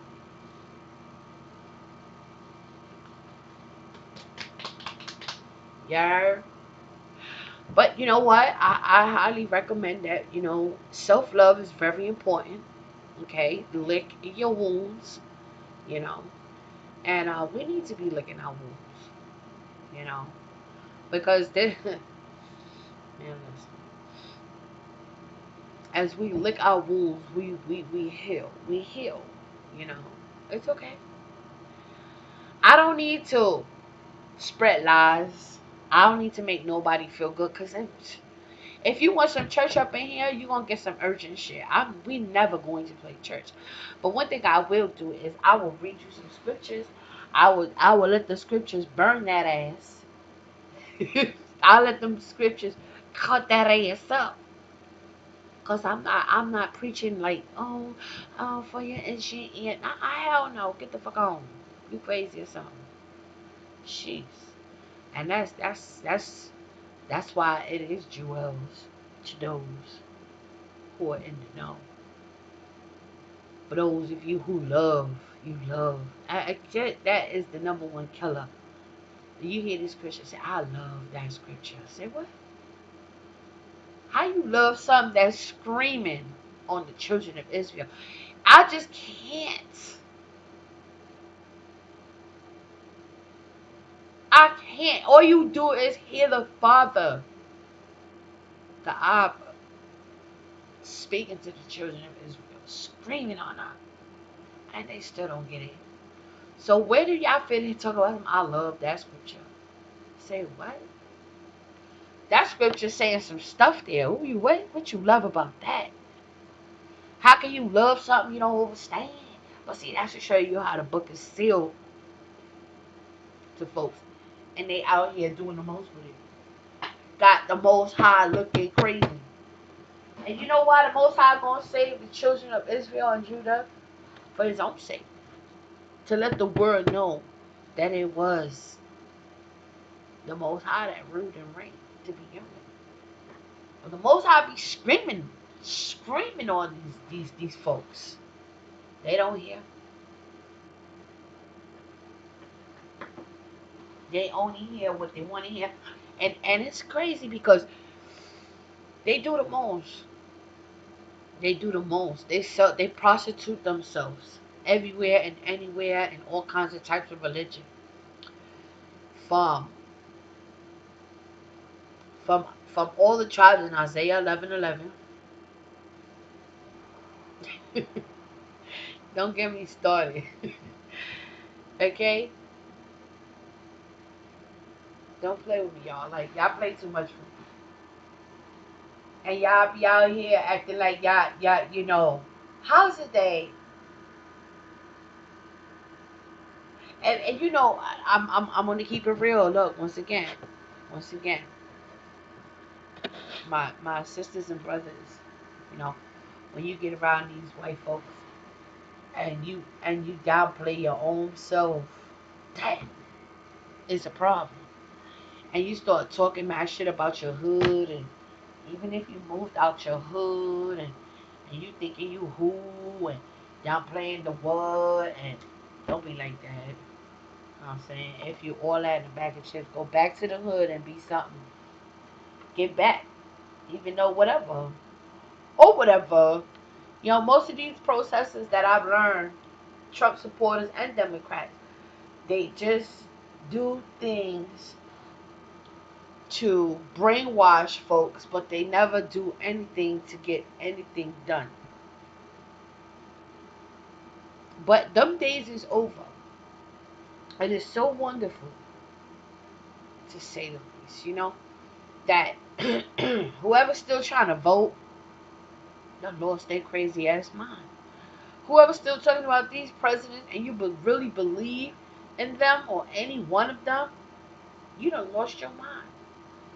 That means you are so, look, that's why man, you would know my children by their fruit. And folks, they still playing church out here. They still doing the most. They want their sports. They want their voting. Y'all just don't get it. It's over. It's over. You're going to have to be a part of them.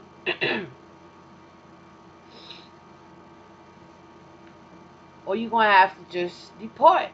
You have to figure that out.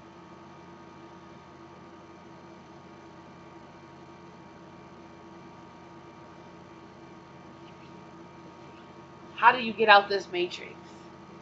Your homework is to figure your way out of this matrix. That's your homework.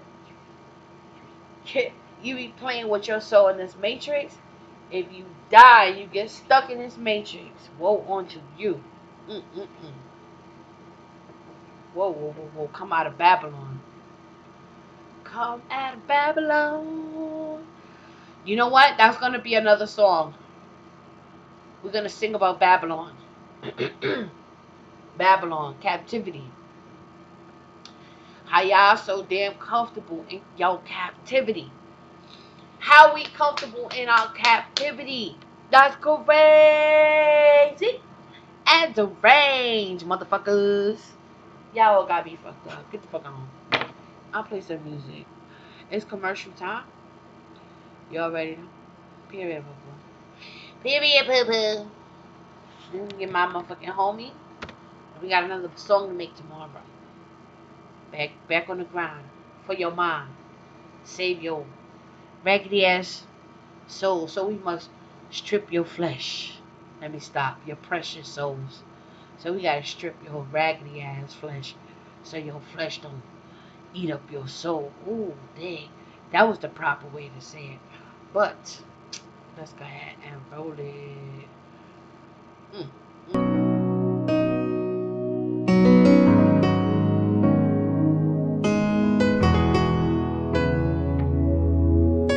Supreme Cloud Soundmaker.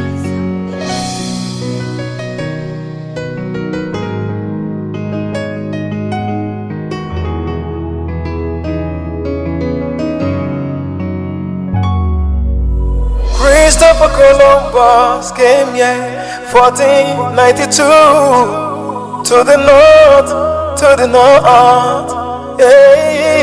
yeah. Christopher Columbus was an Italian master, yeah. Navigate to complete for gas across Atlantic Ocean, yeah. There were ways for European exploration, yeah. And the colonization of America, yeah. Hallelujah, Yahweh. Hallelujah, Yahweh. Hallelujah, Yahweh.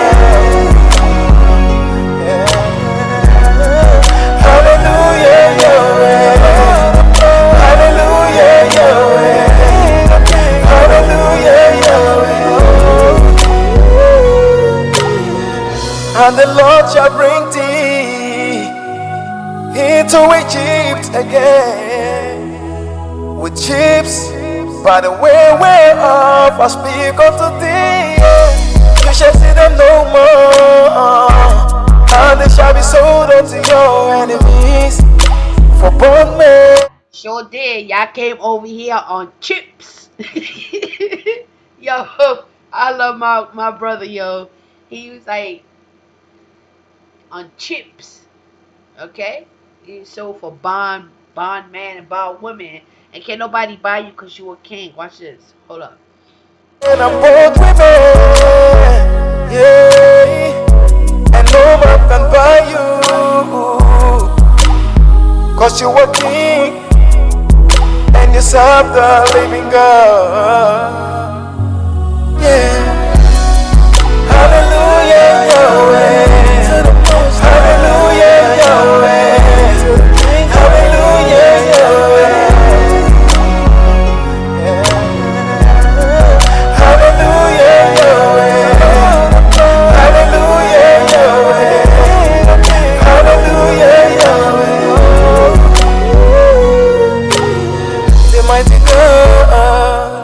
Even the Lord has spoken.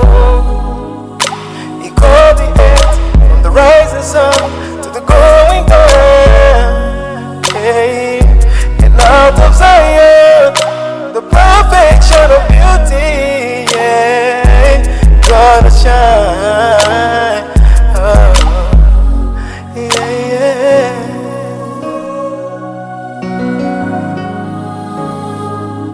out of Nigeria, you feel me? Out from the motherland, blessing y'all, you know what I'm saying?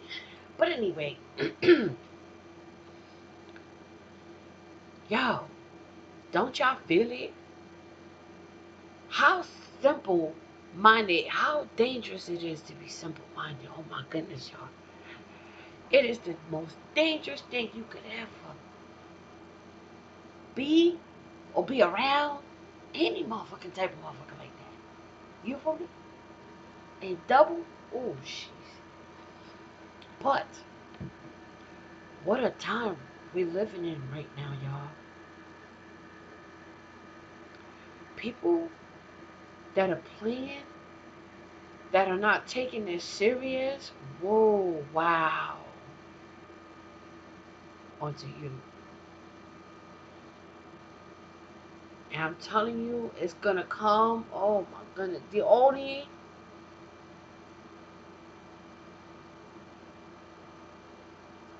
oh my goodness. I couldn't even imagine what they could do if you don't do nothing. Then I can only imagine what this is going to be like. It's going to be crazy. Dang.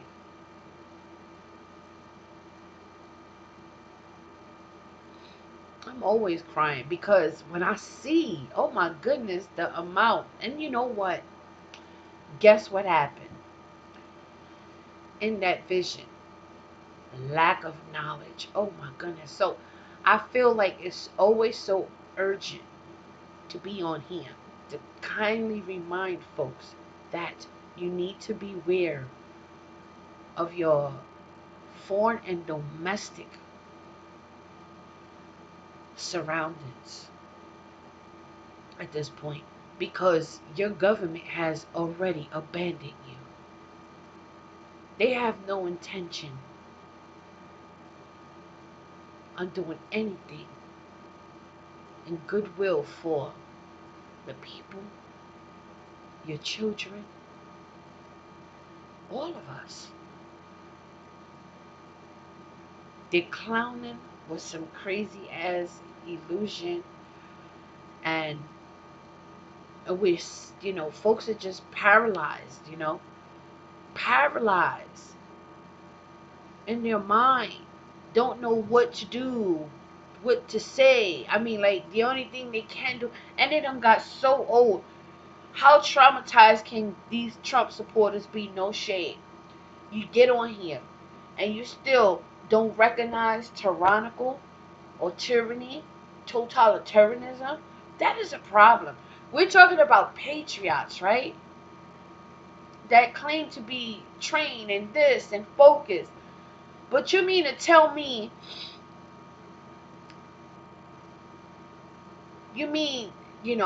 like, this to show you. This is to show you, like,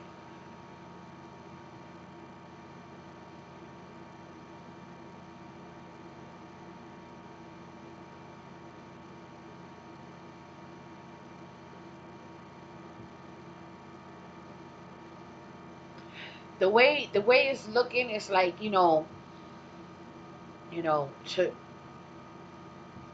and it's sad that it has to be like that, but there's only one thing that we can actually do, and they're not trying to give you an option. You're gonna leave where you're gonna leave, see, they doing the most, they are doing the most, but people are sleepwalking to this. They have no ambition to even question anything. Everything is Trump saving the children. They get so stuck and so polluted, so indulged with unnecessary, the energy and unnecessary force they put on, on this internet, and they're not doing half of their diligence when it comes to focusing on the main problem. You got all these militias running around here doing a video about a one person, but you haven't done that one video about your government trying to inject you.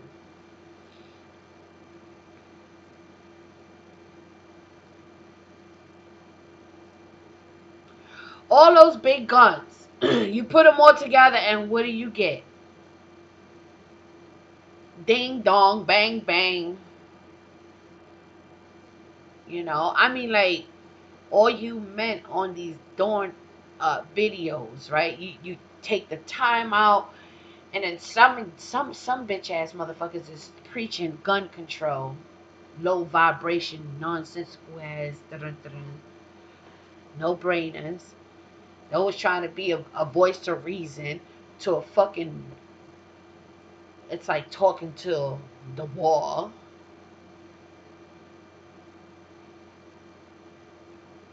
Trying to tell your enemy that their time is up is not going to work that good for you, okay? Telling your enemy you no longer want to be a slave in your mind, and they're gonna have a problem with that. Telling your oppressors, enough is enough. Bringing up, things that, you know, that you can't run from, because I mean they don't want you to identify the atrocities, the tactics, the never-ending bullshit that they do all the time. It's the same shit, the same psyops. I call this the generational fucking psyops. But you know what's even more crazy is that they able to steal your identity anyway. They able to suck up your, just censor you with algorithms and treat you like you're a robot on this fucking internet. They don't even consider you a human being. You're just somebody behind a phone. And that's a problem right there. Even though it does a good thing, because, it has done what they meant for bad, always, and they know that everything they do to others is being done to them. So it's nothing new under the sun. They just reap what they sow. They're stupid.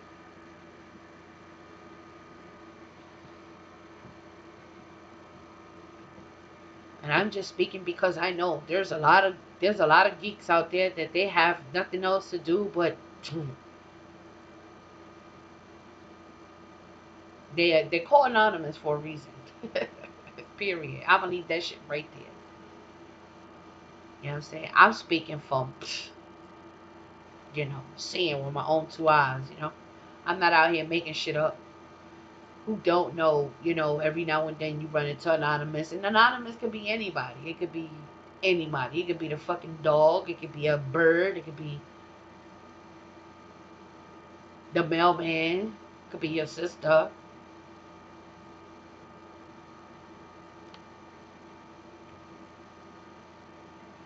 It could be you in your sleep. Y'all better be careful what y'all be making deals with in your sleep, causing all this havoc in the real world.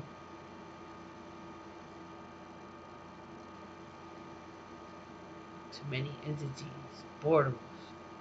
And they steady calling on shit, you know what I mean? They're not happy. There's not enough evil for them yet. They pleading and begging their God for blood, They don't care. They need you in these motherfucking hospitals. They need you. Fucci need you in these hospitals so he can murder you. Bill Gates needs you in these hospitals so they can murder you. With these famous ass ventilators that they always love to talk about. I'm gonna keep telling y'all that.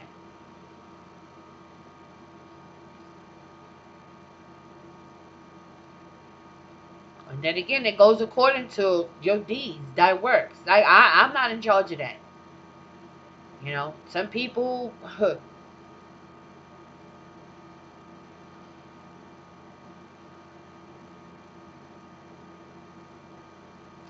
I just know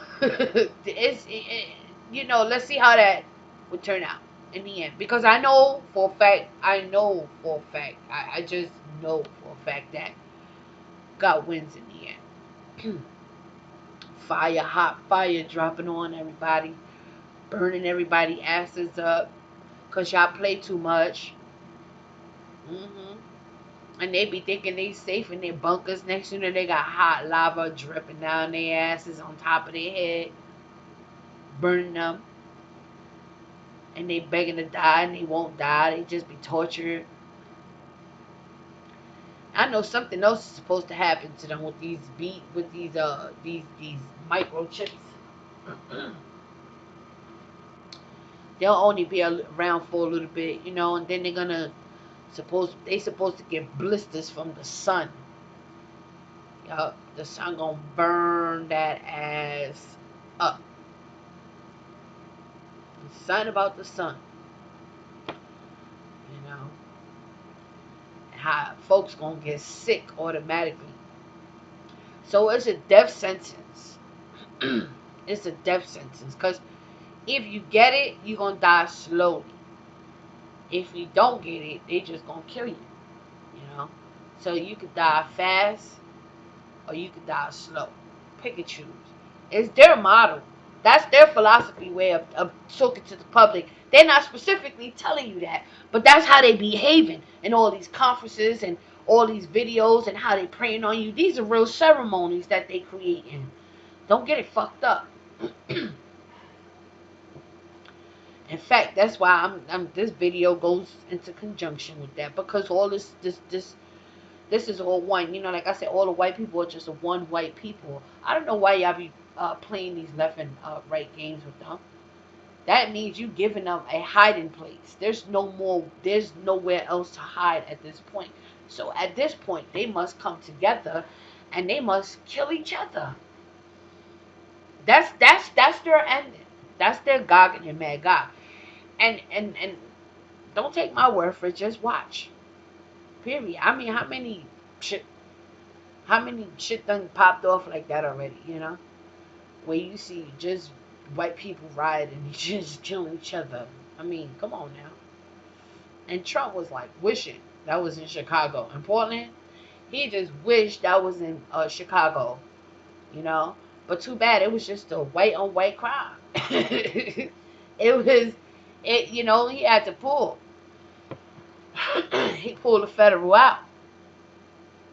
You know, they was like, we can't keep doing this. We violating the oath, and we killing our own white people. It makes no sense, because that's the power of the Most High. Y'all ain't doing nothing unless the Most High allow you to. That's cold. You know what I'm saying? There's a law. If you'd have got caught in that, yo, or if you even play, if you even decide to play with that, good luck. You know what I mean?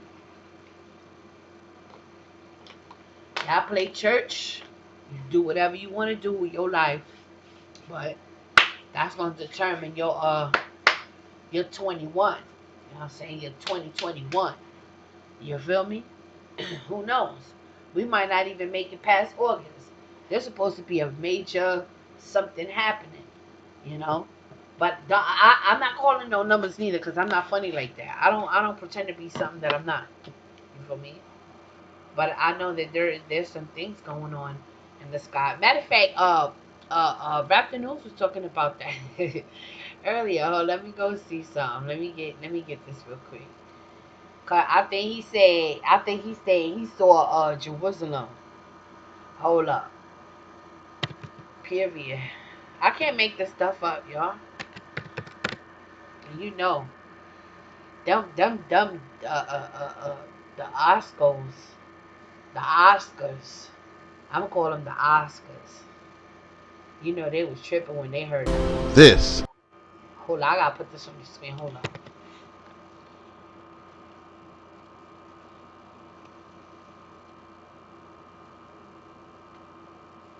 This is Raptor News, and I just had a dream today about an Earth-like planet I thought was a moon. I was looking up in the sky, and I thought that it was the moon.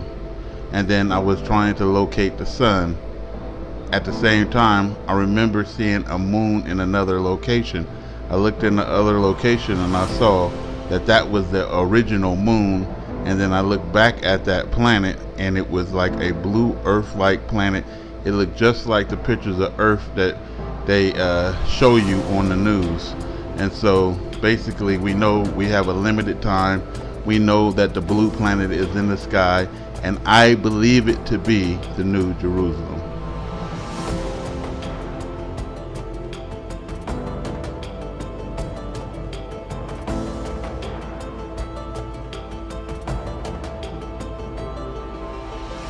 NASA this morning believes it's found the most Earth-like planet yet. Kepler 452b is named for NASA's Kepler telescope. The space agency calls it an older, bigger cousin to Earth.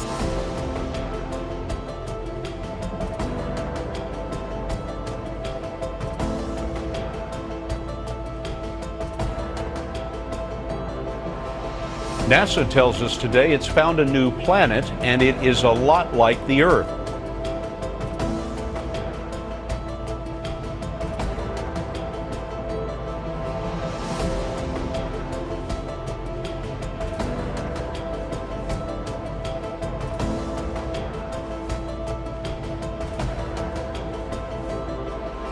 All right, well, NASA came out with an out-of-this-world announcement today. Researchers discovered an eighth planet orbiting a distant star.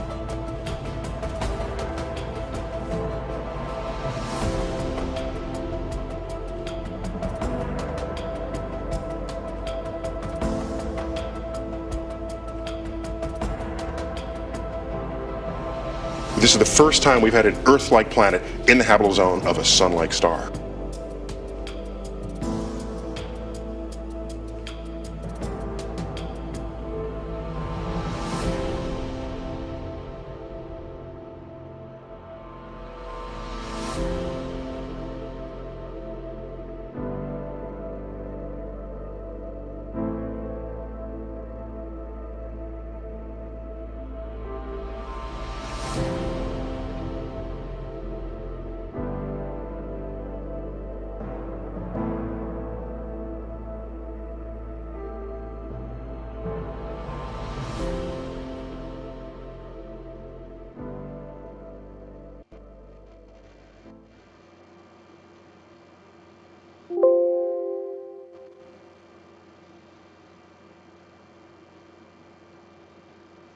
The book of the prophet Ezekiel. Ezekiel was a priest who had been living in Jerusalem during the first Babylonian attack on the city. And they spared the city, but they took a first wave of Israelite prisoners and hauled them off into exile, and Ezekiel was among them. So the book begins 5 years after all that, and Ezekiel is sitting on the bank of an irrigation canal near his Israelite refugee camp, and it's his 30th birthday, no less, the year that he would have been installed as a priest in Jerusalem. And then all of a sudden, Ezekiel has this vision. He sees a storm cloud approaching, and then inside the cloud are 4 strange creatures that have wings outstretched and touching each other. And these creatures each had 4 faces. And then he saw 4 wheels, one by each creature. And then he saw that the wings of the creatures were supporting this dazzling platform, and then on that platform is a throne, and then sitting on that throne is this human-like creature glowing and shrouded in fire. And then all of a sudden Ezekiel realizes what he's seeing. He calls it the appearance of the likeness of the glory of the Lord. It's God riding his royal throne chariot. Now the word glory, in Hebrew it's kavod, it means heavy or significant.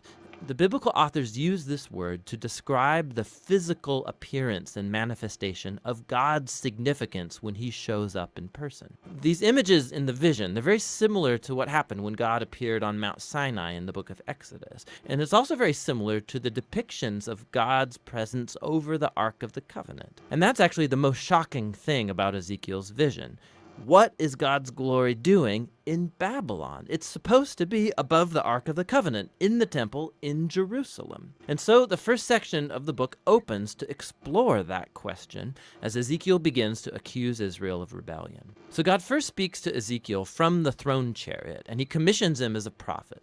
Ezekiel is to accuse Israel of breaking their covenant agreement with God in a couple ways. Israel has given their allegiance to other gods and has been worshiping idols, and this has all led to rampant social injustice injustice and violence. And so as a result, God appoints Ezekiel to warn the people. The first Babylonian attack that took Ezekiel into exile is going to be matched by another, and Jerusalem, its temple, all face imminent destruction. So Ezekiel uses words and more to get his message across. He also performs sign acts.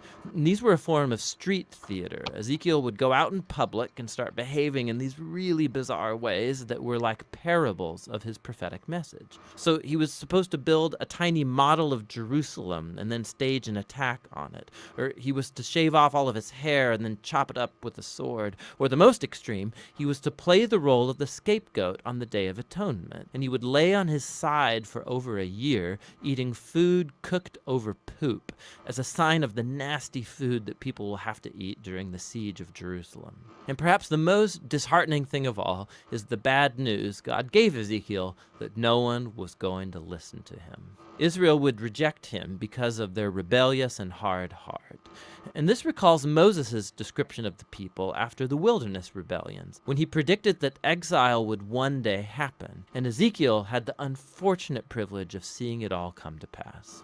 And so a dismayed Ezekiel, he begins to perform his task. And after about a year, he has another vision. This one is about the temple. He goes on this virtual tour of the temple, and he sees what's happening there in his absence, and it is not good. In the outer courtyard in front of the temple, he sees this large idol statue. And then he sees the elders of Israel worshiping other gods, both outside and inside the temple. And then he sees the women of Israel. They're worshiping a Babylonian god named Tammuz. And the vision ends with God's glorious throne chariot moving up and away from the temple. It's leaving, going east, headed towards Babylon. And so in chapter 11, we come to see why and how God's glory appeared to Ezekiel there in Babylon. Israel's idolatry and their covenant violations, it's become so blatant and offensive that God has left his temple. They've driven him away, and he consigns it to destruction.